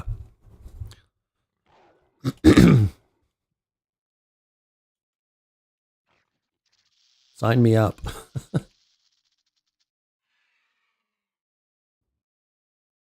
But I liked the ones where they had Jason Alexander do a cameo in the show. Dude, that show is the best. I know. I'm thinking of the one where Jason Alexander was in it and he's arguing with Larry David. He's like, I've been typecast. Who would have a competition to see who could last the longest without masturbating? That's disgusting. Well, I had one of those competitions. That was based off of my real life.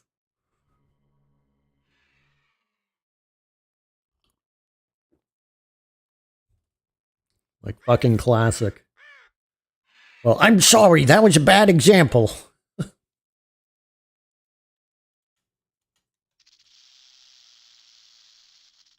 I just love how he gets pissed off about everything, too. I couldn't help but notice. Leon had so many great moments, too. Yeah, for sure.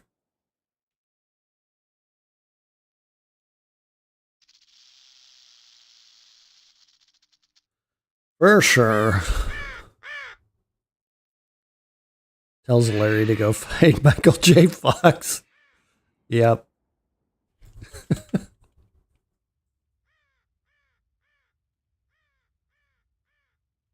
And maybe that's one I should get Butter to watch. Curb Your Enthusiasm. Because we're kind of both fans of HBO, so it might actually be a good show to watch.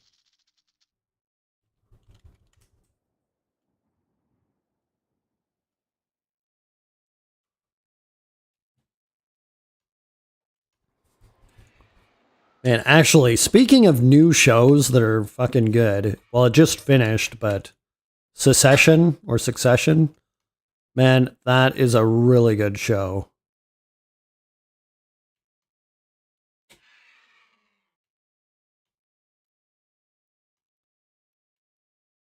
And well, this one's ended quite a while ago, but The Leftovers, Chef's Kiss, so good.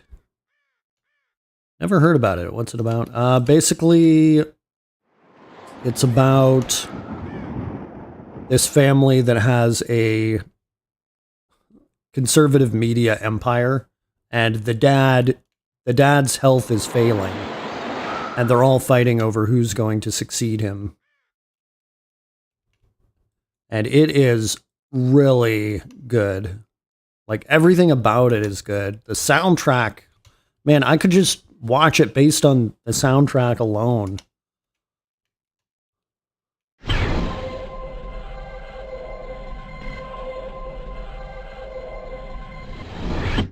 And yeah, it's one of those shows, they also wrapped it out.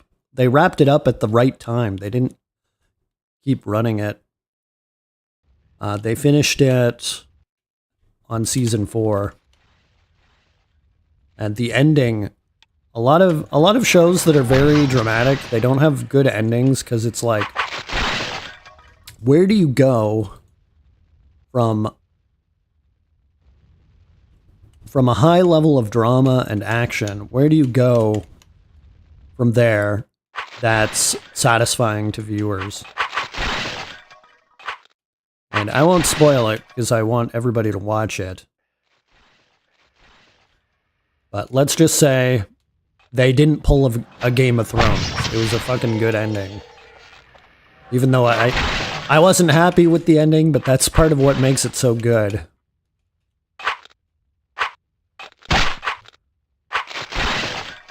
It's like they didn't try to wrap everything up in a neat little bow.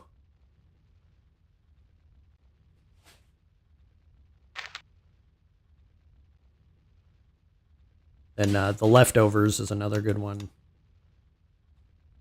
Which, it's got some, like, definitely has some Lost influence in it.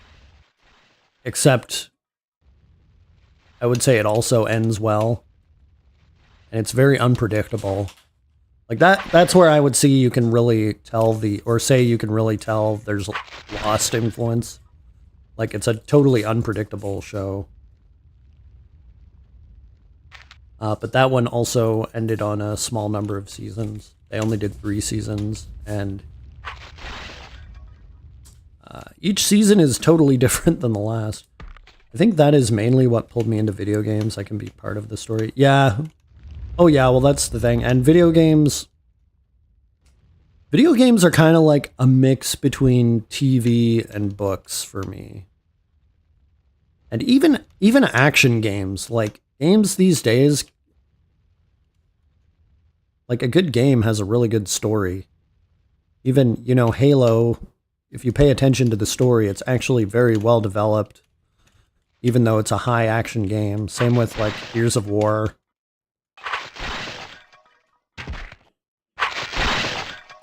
And they just have huge expanded universes.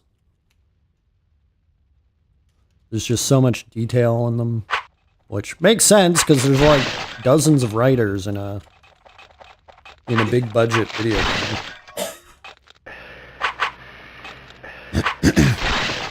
And yeah, being right there for all the adventure, character growth, development. I would say for me, usually what I enjoy the most in games is the character growth and character development, the resolution of problems in the story. Like a good game really can deliver a climax in a way that I find not a lot of other media manage to succeed.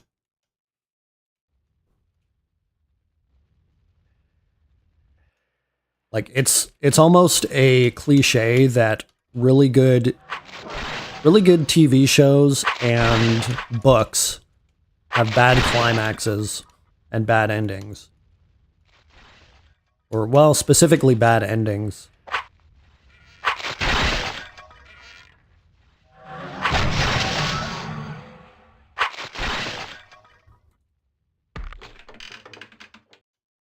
Like, I can give Final Fantasy as an example.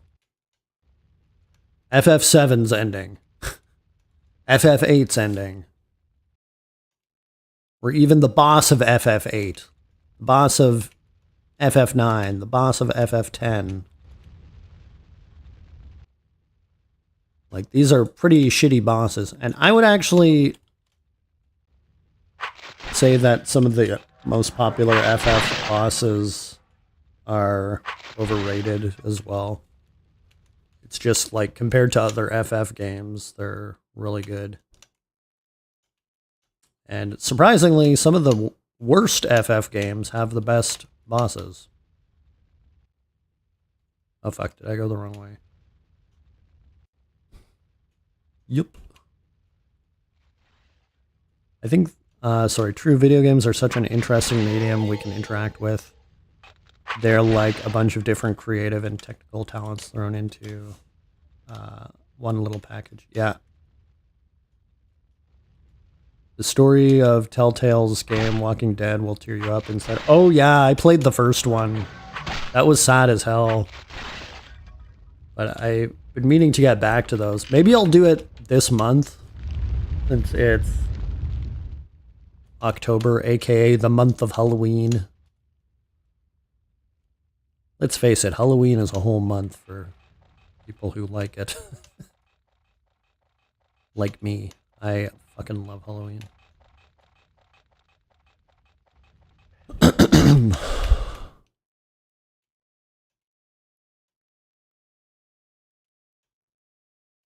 The best month in the world. I'm gonna be a little bit counterintuitive, even though I said Halloween's my fucking favorite. I actually like September the best. Because, well, for a few reasons. Like, to me, it has the best weather. At least in the part of the world I live in. But also, it's the month where all the kids go back to school and they're not in my face everywhere I go. I'm not a kid person. Did you do more tricking or treating back in the day? Definitely treating.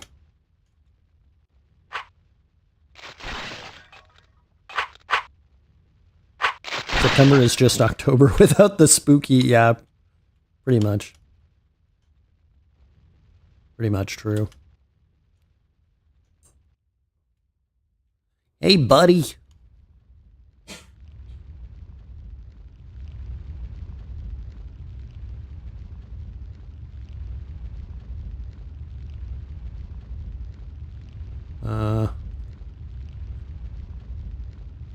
Real sliver. Shit.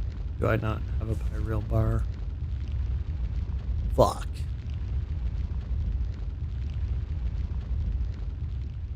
Oh, well. I combined my pyreal bar. Oh, Jesus. Well, there's one more item I need anyways, other than the pyreal bar.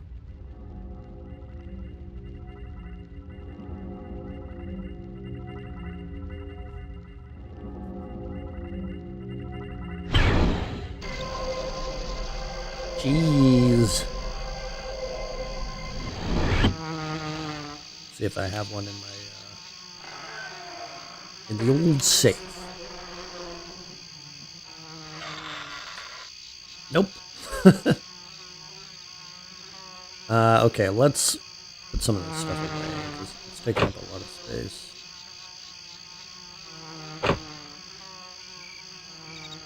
Oh, I can't put those away.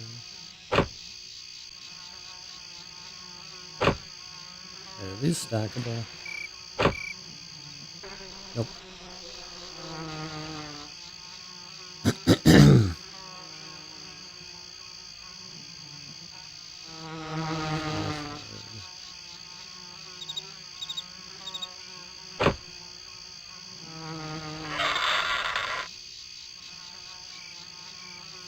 Well, fuck. Okay. What else do I need to do? I need cartilage from Old Scratchy. So let's go to his cave. Near Uzi's. Home of Old Scratchy drops cartilage used in.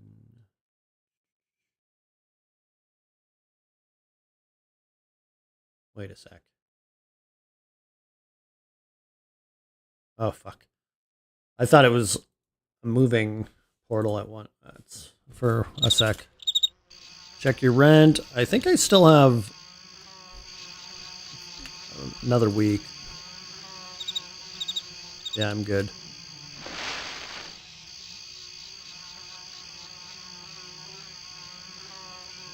I am good for the rent.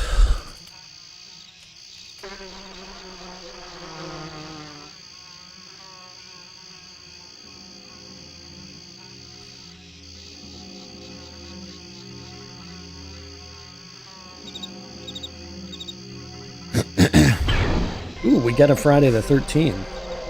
Nice. I didn't even notice till you said that. So, does anybody like dressing up for Halloween, out of curiosity?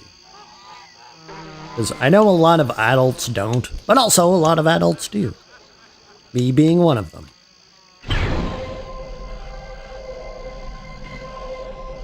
I actually have a Vault Dweller outfit, which I might recycle for this Halloween.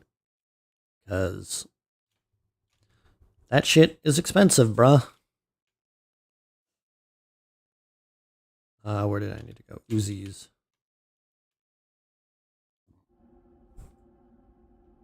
Rust Up Void, I like it, hell yeah. I think last Halloween... Oh no, I didn't do anything last Halloween. But the one before that, I dressed as Snorlax at work. It was fun.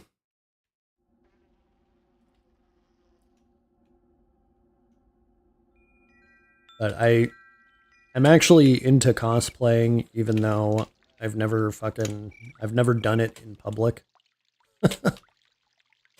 But I kind of want to get a Bloodborne outfit also.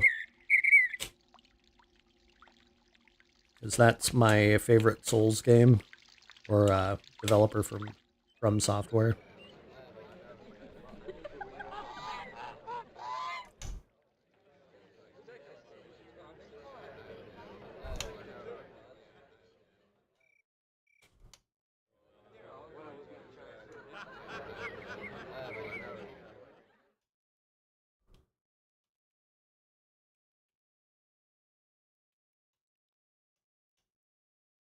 Yeah, I'm kind of curious what my workplace that I'm at now is going to do for Halloween.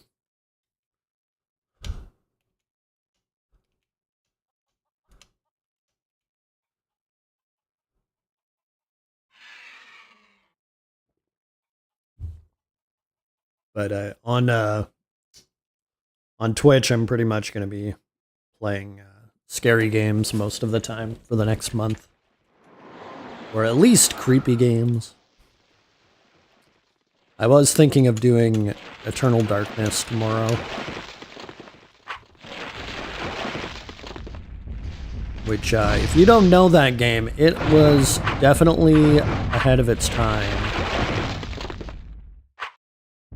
Even though the graphics leave a lot to be desired. I would say it probably inspired Amnesia. Oh fuck. I didn't know that was gonna happen.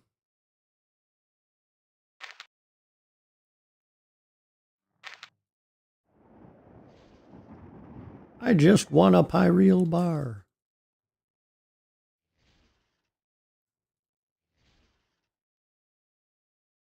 Don't have the rights? Come on.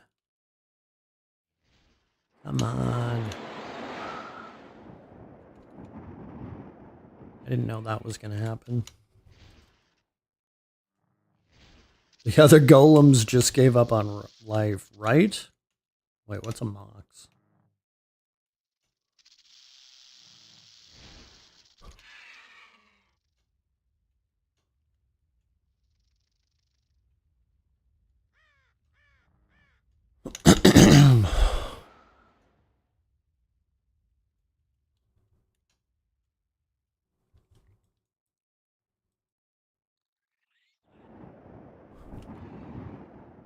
Oh, is that old Scratchy's den? And a fragment.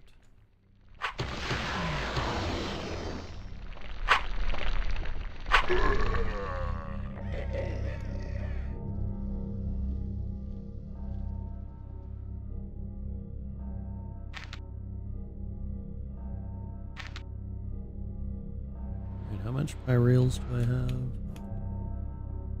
Also, what bag are they in?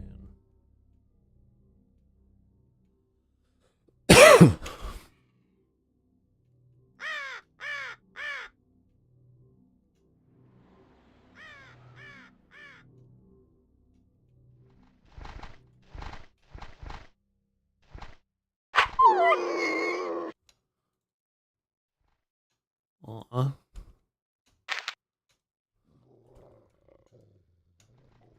I hate the death calls that these things make. So sad.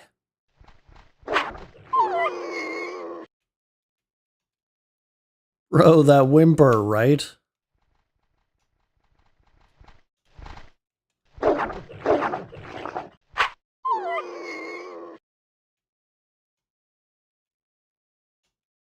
God damn it. Couldn't you get reed sharks as a mount in AC2? Or am I mistaken about that? I know you could get Gromnies as a mount.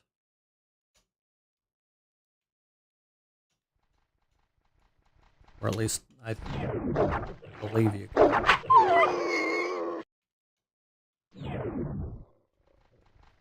See, now I'm second guessing what I just said. I don't know anything anymore.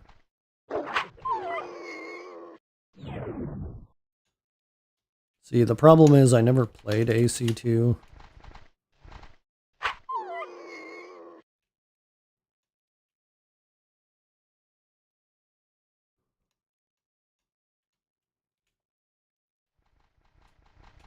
Old Scratchy.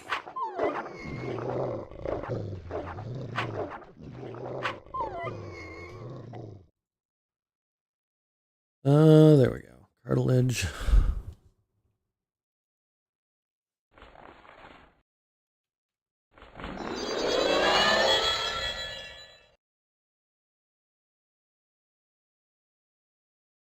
Oh fuck. I don't have space for it. I see.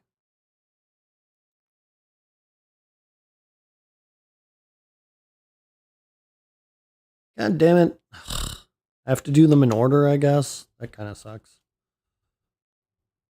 I did not realize that. Whatever. I can get back here later. Let's go back to Candace. I played AC2 just a little bit years ago. I think I will probably give it another try soon. Or a try, I should say. Because they seem to have come a long way with the emulator for it. And I am curious.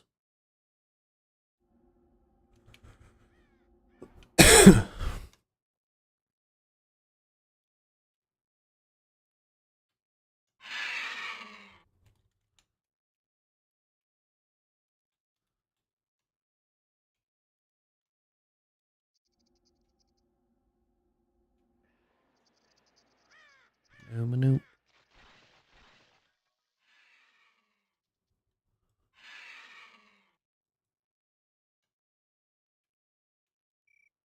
We'll go back to looking for Harvest Reapers, but also golems.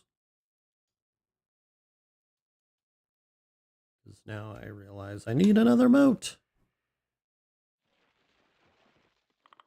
Amazing how powerful the community is to bring both games back. Yeah, you know what? I was looking at another... I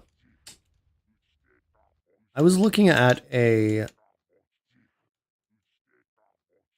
MMO aggregator today that estimated more than 2,500 people play this game daily still. Which is pretty impressive.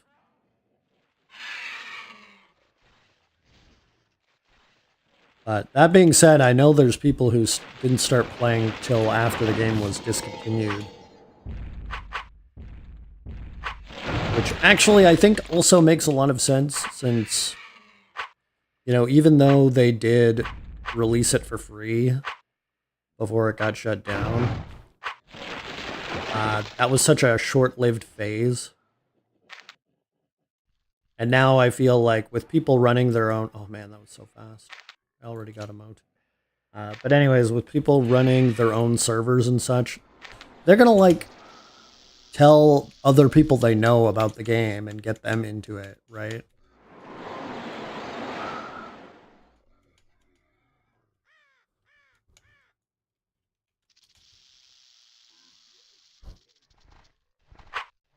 Or they might pull other coders into helping to restore the code for this game.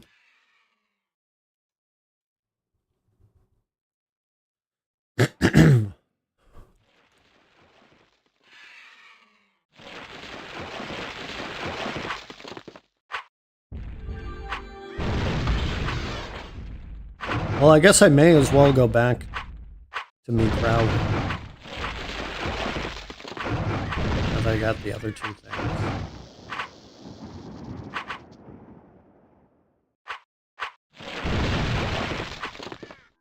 I really wasn't expecting to find a moat that quick.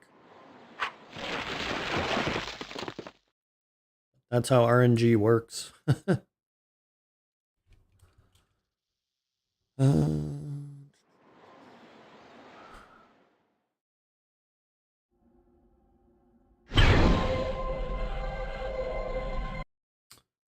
Okay.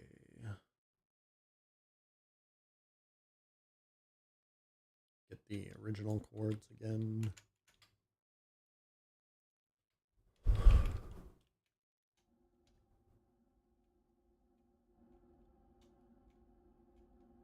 Seen any good movies recently, Void and or Titan? I actually rewatched Argo recently. The movie, because Butter and I, well, we're fans of the TV show, but we watched season 4 recently, and then we went on a binge of the previous 3 seasons because season 5 is coming out. But we actually went back to watch the original Fargo as well. And I gotta say, the writing for that movie is actually pretty bad, but surprisingly, the acting is superb. It's like, damn, these people, if you look at it with a discerning eye, it's like these people, these actors were even able to make a bad script good.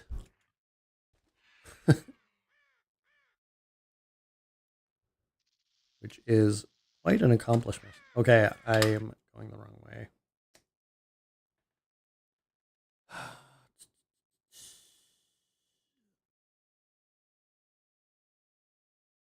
Well, I can get there from Al-Hatar settlement, so let's do that.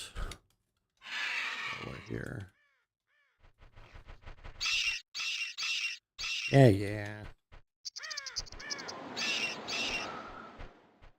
Oh, there it is.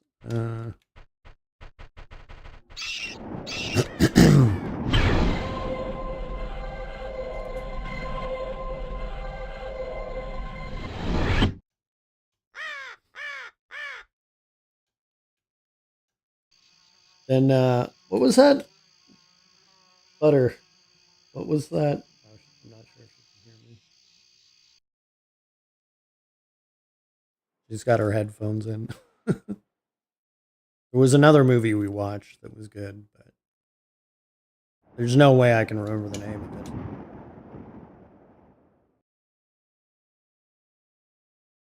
But, actually, hold on. Let me look it up, because it shouldn't be too hard to find.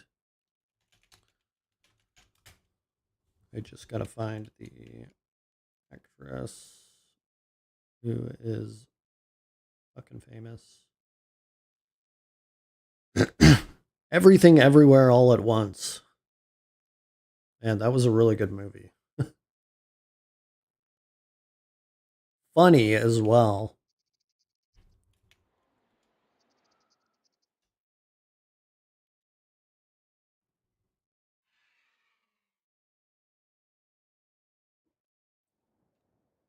Highly recommend.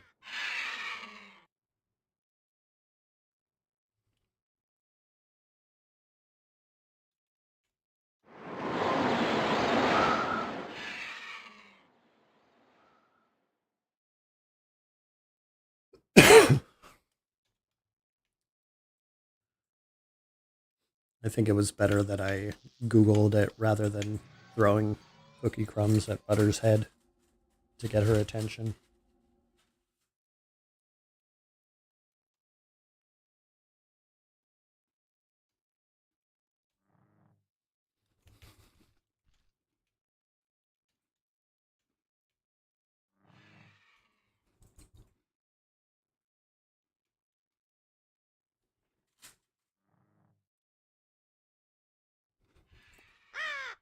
Never anger the butter, exactly.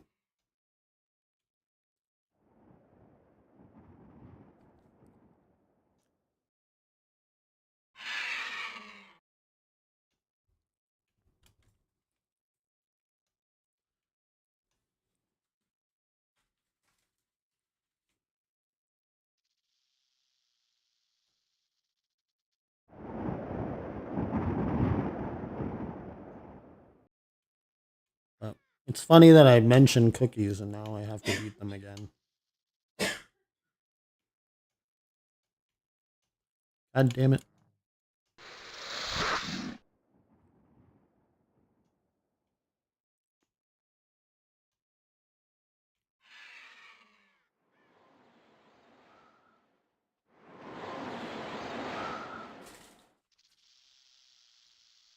All right, let's do this.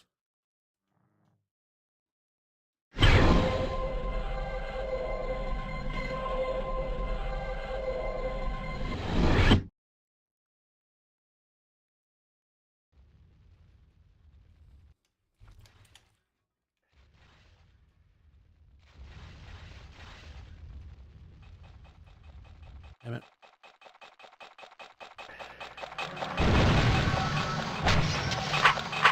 I have to kill them. I wish I had like a cleave attack or something a circle attack. Just kill all these guys.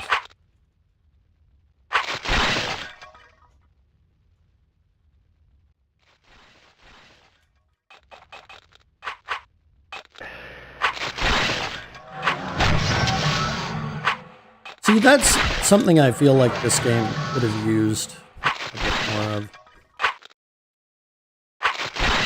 Stuff like that. I know you can do it with magic.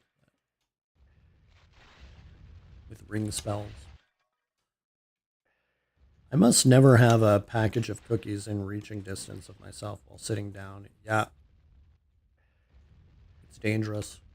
For me, a bag of chips. Oh my god, it's crazy.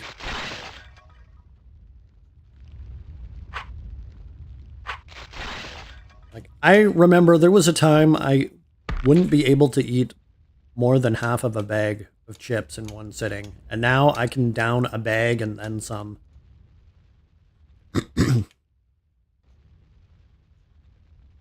But I also wonder if that's like a side effect of me working out a lot. Because when I started working out a lot, I also made sure that I was eating enough to, well, to gain muscle, really. Up to a certain point, you can't gain muscle if you're in a calorie deficit. Oh, good, Void. I hear lots of coughing. Yeah, Butter's coughing. But I've been coughing too. I'm kind of recovering from something. Or trying to recover from something.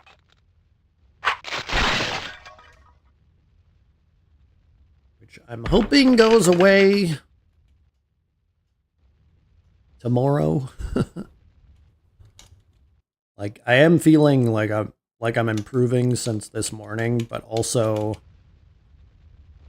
I took a Tylenol and an Advil, so it could just be suppressing my symptoms. But also, those could be wearing off pretty soon, too, so I guess we'll see.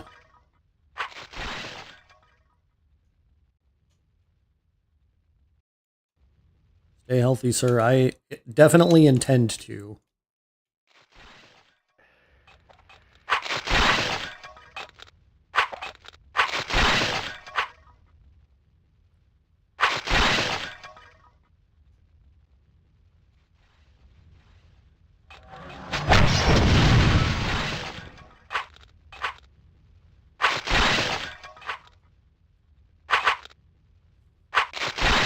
Yeah, I'm hoping I feel better tomorrow, because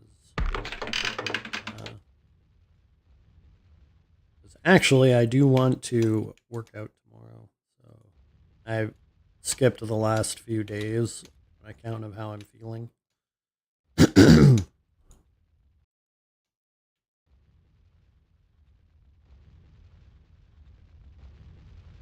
But we shall see. God damn it, these guys are always...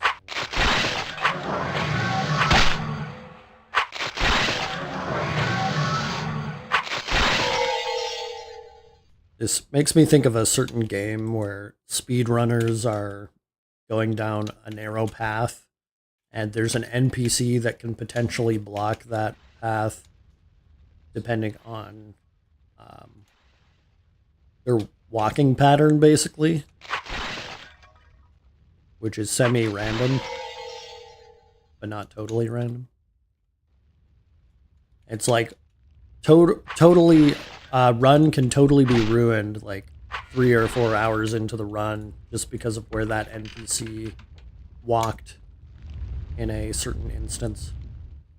Do you ever speedrun? I actually used to speedrun Donkey Kong Country, but I kind of got out of it. Well, I've been out of it for a long time, actually.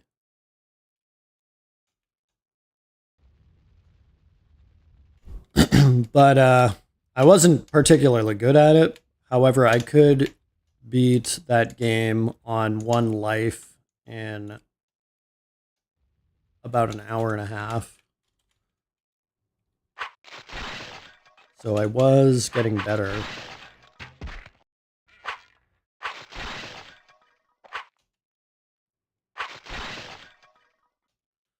But I was always fascinated by the Zelda speedruns.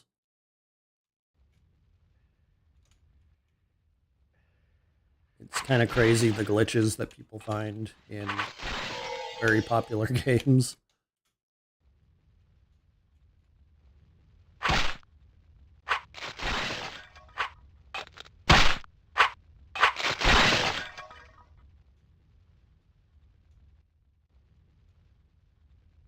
Like, I used to watch Narcissa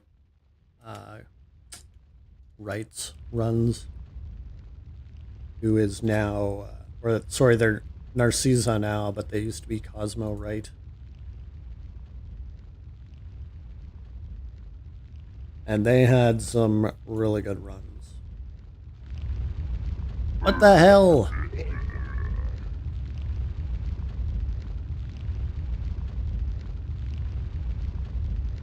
Oh shit.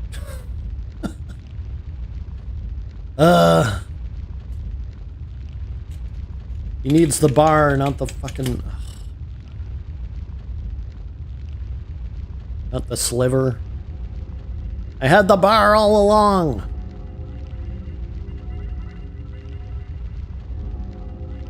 God damn it. Oh my god, it's right there! Fuck me, man. I was just like, well, I should check my inventory in case there was one fucking shit in my safe.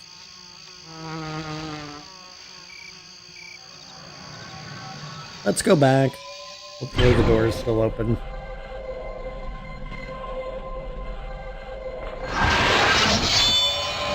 Come on!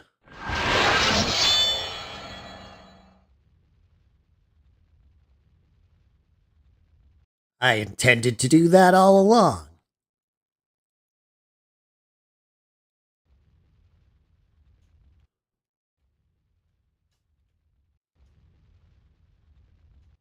I just like doing things a roundabout way.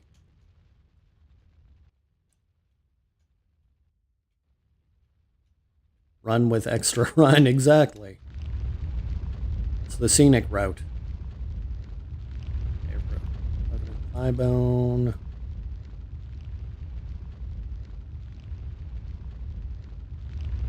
There we go. Old Scratchy. Now we gotta go back to Old Scratchy.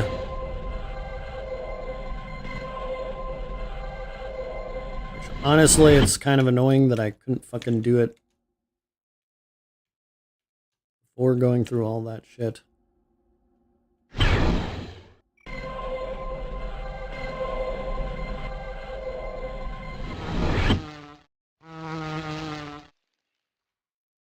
Zzz.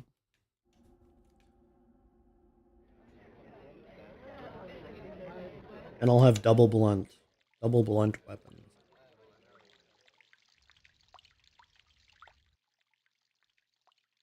Which is well overdue.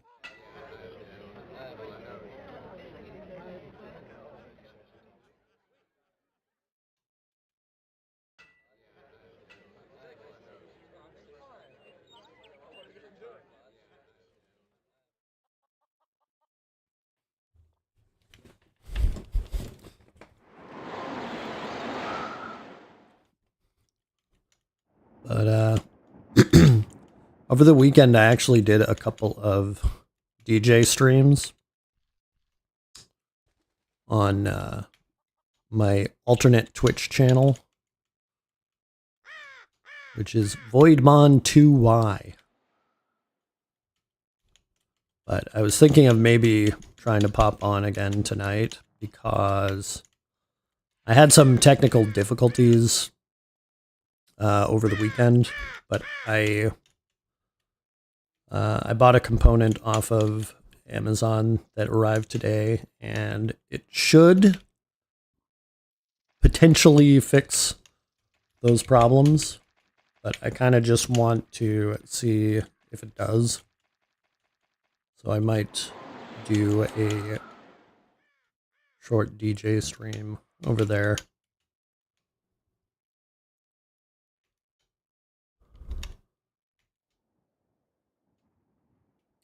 What problem? What part?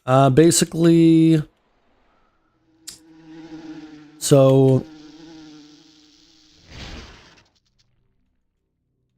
to DJ on a computer, usually you need, well, there's a couple of ways you can do it, but you need one of the things you might need is called a DJ controller. So I have one of those, and the way I used to do it, I would have it set up to my laptop, and then I would feed the audio into my desktop. So I'd be pulling the music off of my laptop. It's kind of like a soundboard, or it's like a soundboard and turntables combined with digital aspects. So it's not analog, it's completely digital, but like it's a controller that has analog functionality basically as part of it. But all the chips and everything are actually on the hardware. So you can run all of the sound off of the board. But anyway, the way I used to have it set up, I would have music feeding from my laptop to the controller, and then I would be capturing that music on my desktop. But my laptop is not doing too well, so I decided to just do both things off of my PC. And somewhere in the information exchange, some of the audio quality is being lost. Basically, I can listen to it on my controller and it sounds perfect, but when I recapture the audio on OBS, it sounds a little bit glitchy. And then when it's streamed to Twitch, it sounds super glitchy. And it seems to get worse over time, the longer I'm streaming. So I did some research on it, and well, there were a number of solutions that were suggested, but one of the ideas is that there's lost latency. So particularly with computers that people build themselves, the components, like really, they don't always work well together, but they're all designed for gaming usually, specifically, or using stuff like Microsoft Office or similar business-related stuff, not necessarily audio stuff. So if you get a bunch of components from different manufacturers, sometimes they don't work well together, for audio specifically. Or audio production, I should say. And normally that's fine if you're just composing music on a computer. You're not going to notice any loss of quality because everything's rendered natively. But when you start plugging a bunch of external hardware into the computer, you do notice it. So one of the main solutions is like updating your firmware and drivers. Audio is often overlooked on components these days. Yeah, for sure. And I mean, it makes sense in a way too, because to find these bugs, like the bugs that I was experiencing, could take a lot of unnecessary testing or beta testing.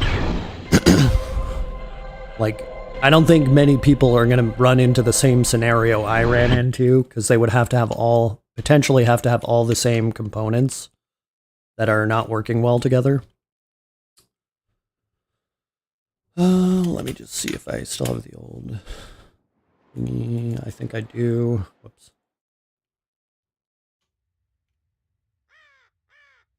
Yep. We'll just run straight there. So, long story short, I did all of the troubleshooting that they suggested, and the problem still kept coming up. Well, the only thing I didn't do was updating the firmware on my BIOS, which honestly is too much of a hassle. So instead, I looked at the cables of my hardware, the USB cables. They're kind of like those cables. Usually audio equipment uses the same kind of cables that a printer uses with like the square USB port. So I was looking at one of the cables I was using, and I noticed, first of all, it has like transparent rubber casing around it, but I noticed underneath some of the cabling looked like it was blackened, almost as if it was burnt. So I decided to replace those cables. You risk breaking a motherboard with a firmware update. Yeah, absolutely. And I don't want to fucking deal with that. Like, I'm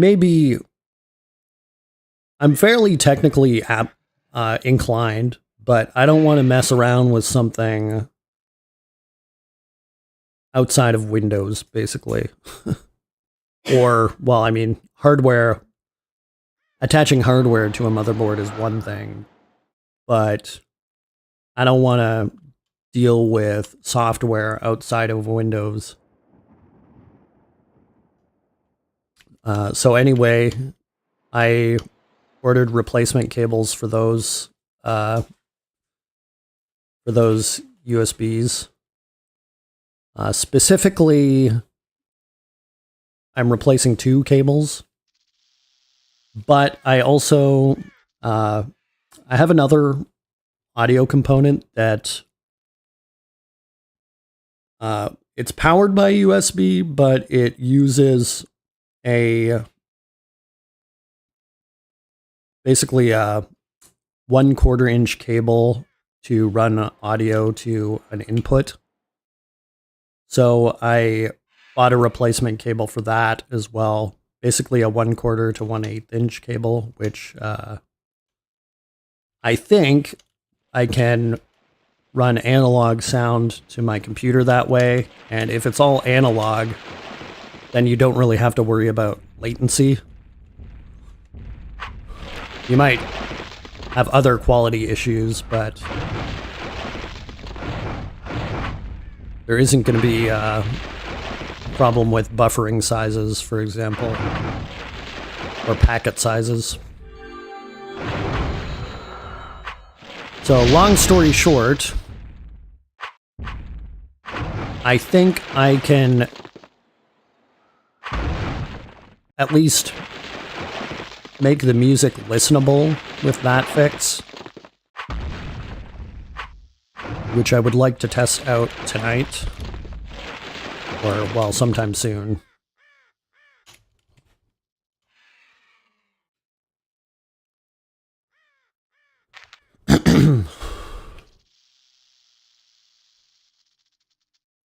And, you know, these kinds of fixes also are a lot cheaper than buying something like a PCI soundboard.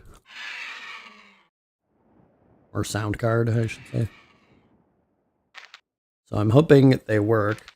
I don't see why at least the temporary fix wouldn't work.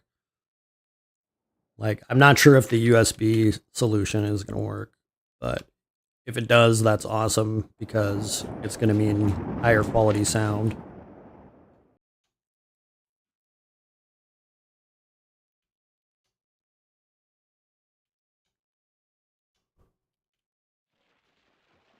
And it's a very cheap fix for high quality sound too.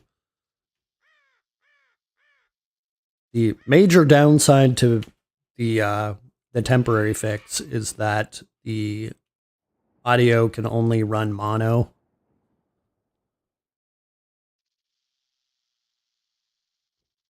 But all in all, that's not too big of a problem.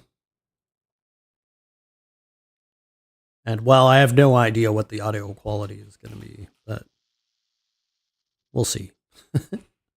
I geek out with PC parts. Well, I can actually tell you the names of the things I'm using.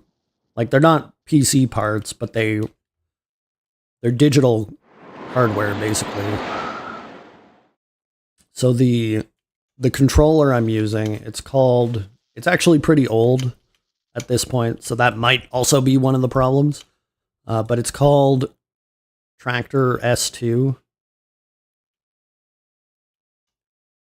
And it's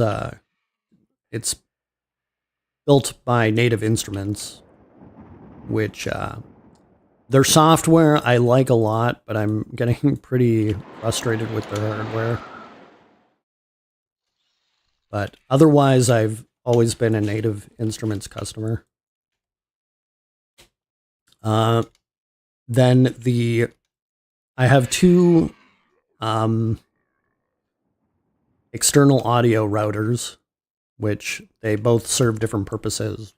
Like, one is the analog one, and the other one is all digital. But it's actually possible to run that one analog as well. Nevertheless, the primarily digital one is called M Audio Duo. And the analog one is also by Native Instruments, and it's called Audio 2 DJ. Basically, it can split. It has an onboard sound card, and it can split audio into 2 channels, which for DJing is pretty much necessary.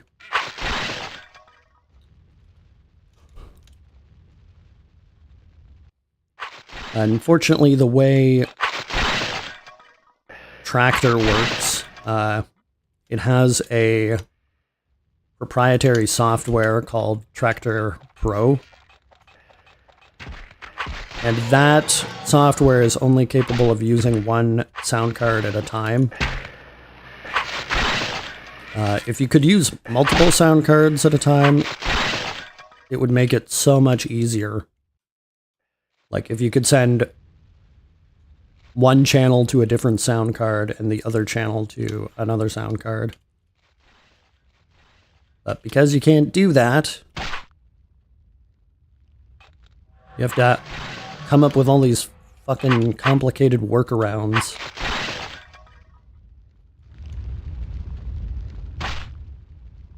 Like, I was showing some of the...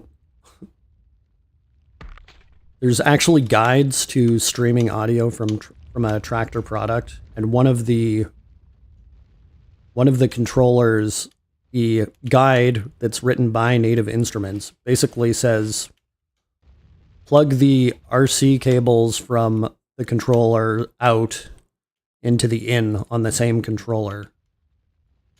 And I'm just thinking, like, why would somebody build something this way? Like, why don't they just make it like you flip a switch and the audio gets routed internally?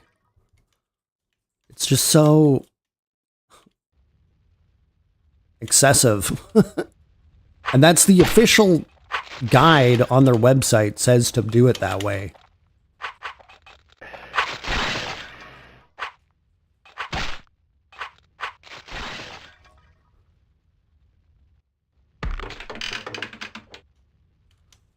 But I actually can't use that method on my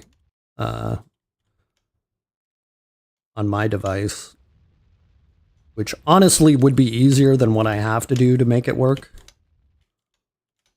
even though it's still kind of stupid.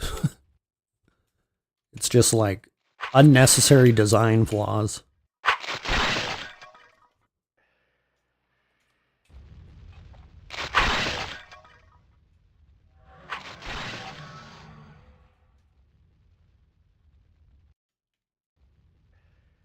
But if I were a hardware developer for Native Instruments, I would probably suggest that they produced software that's capable of using one sound card for one channel and another sound card for another channel.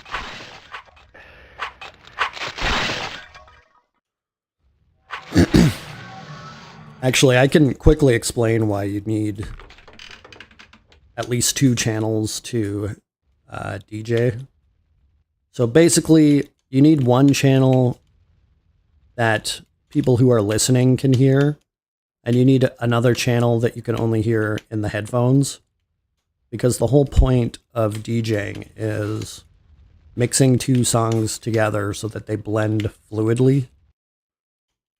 And you have to take the time to line the songs up so that the beat synchronizes. Or also so that the key synchronizes, or that you're mixing it up at times that aren't conflicting with one another. And you want what's happening in the headphones, you don't want the other people to hear, basically, because it doesn't sound good. It's like the in-between product, basically. You just want people to hear the end result of the mixing.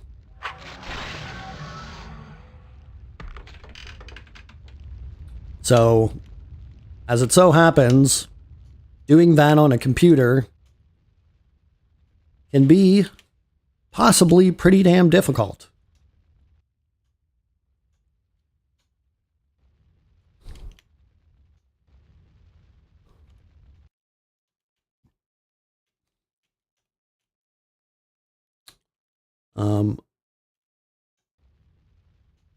I almost wonder if it would have been easier for me to just use some software like Virtual DJ and a headphone splitter.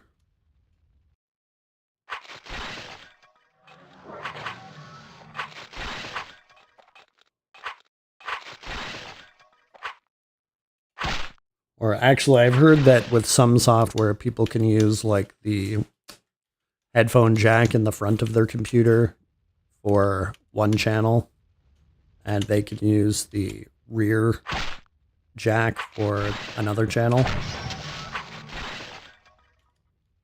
Which, knowing this, I wonder why anybody would build a product that can't do that.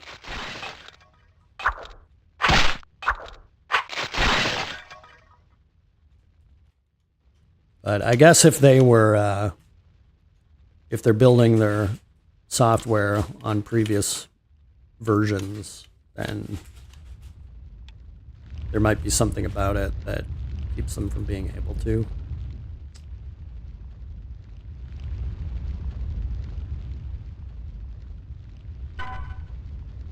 Holy shit. About damn time.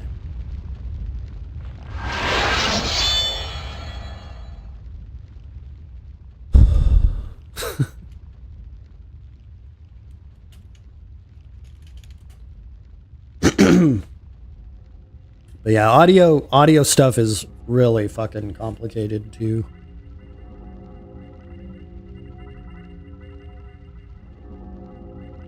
A word to the wise, if anybody gets into streaming or recording video, sort your audio out first. Like, make sure your audio is perfect. Because that is the thing you're going to be dealing with the most.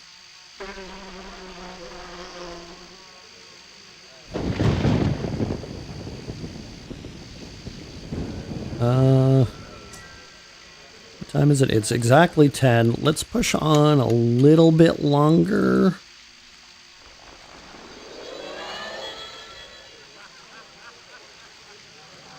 Go back to the can death area. Oh wait, my spell fizzled. Is it because I moved?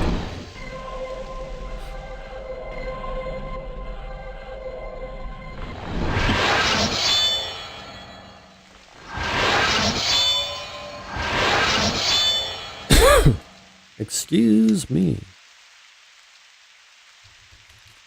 I'm going to do one more run around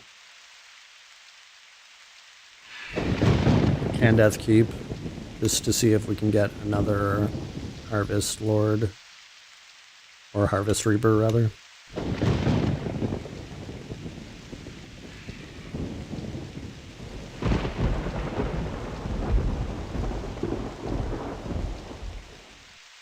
I was debating doing a longer stream tonight, but I don't think I will really do it that much longer.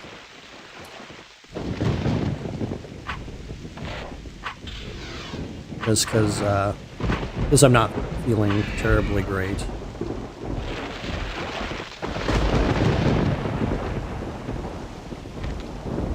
But I did feel a little bit bad for missing my last week's stream, so I did want to push later.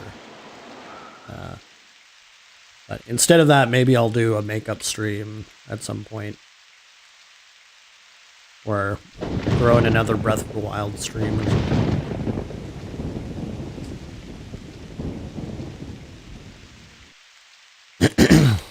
But we're not going to go too much longer.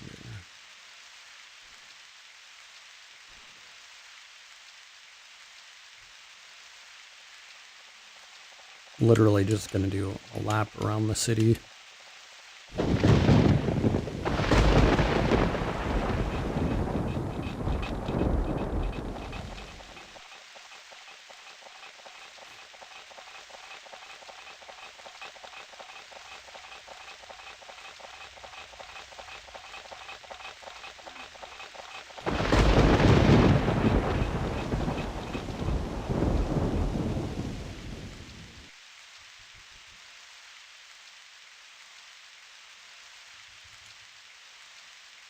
Actually, you know what? If I do a makeup stream, I should probably play this game again. Because of the Halloween events. Or event quests. There.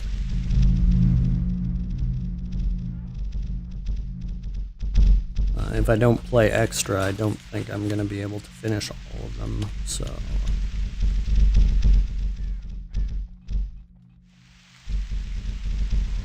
So maybe I'll try to fulfill my promise to do more AC streams.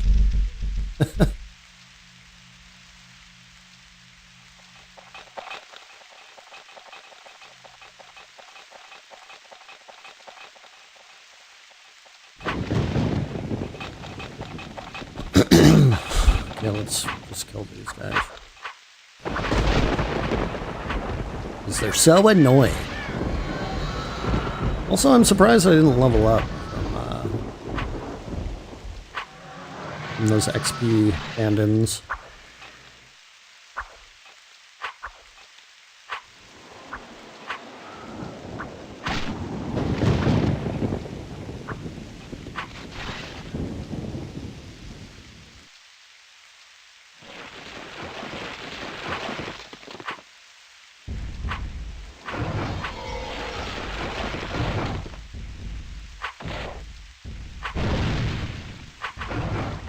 Well, you know what?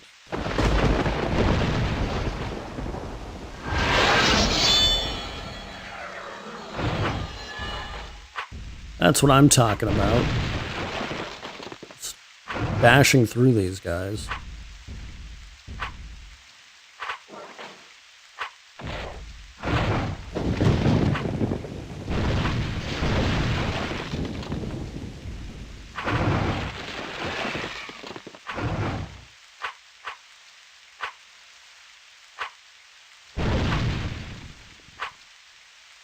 It's a bleeding golem.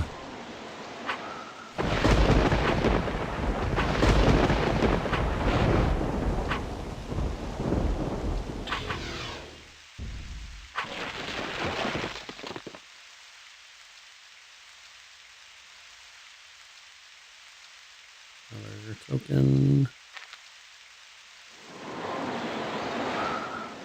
Bleeding liquid metal.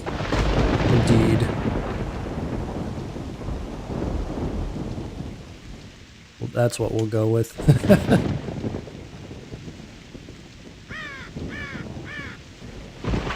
Damn, I didn't find shit. Oh well.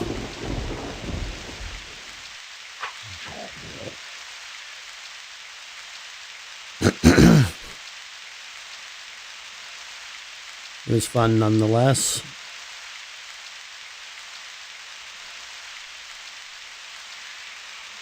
Just log in outside of CanDev, or log out rather. Okay, that's it for tonight.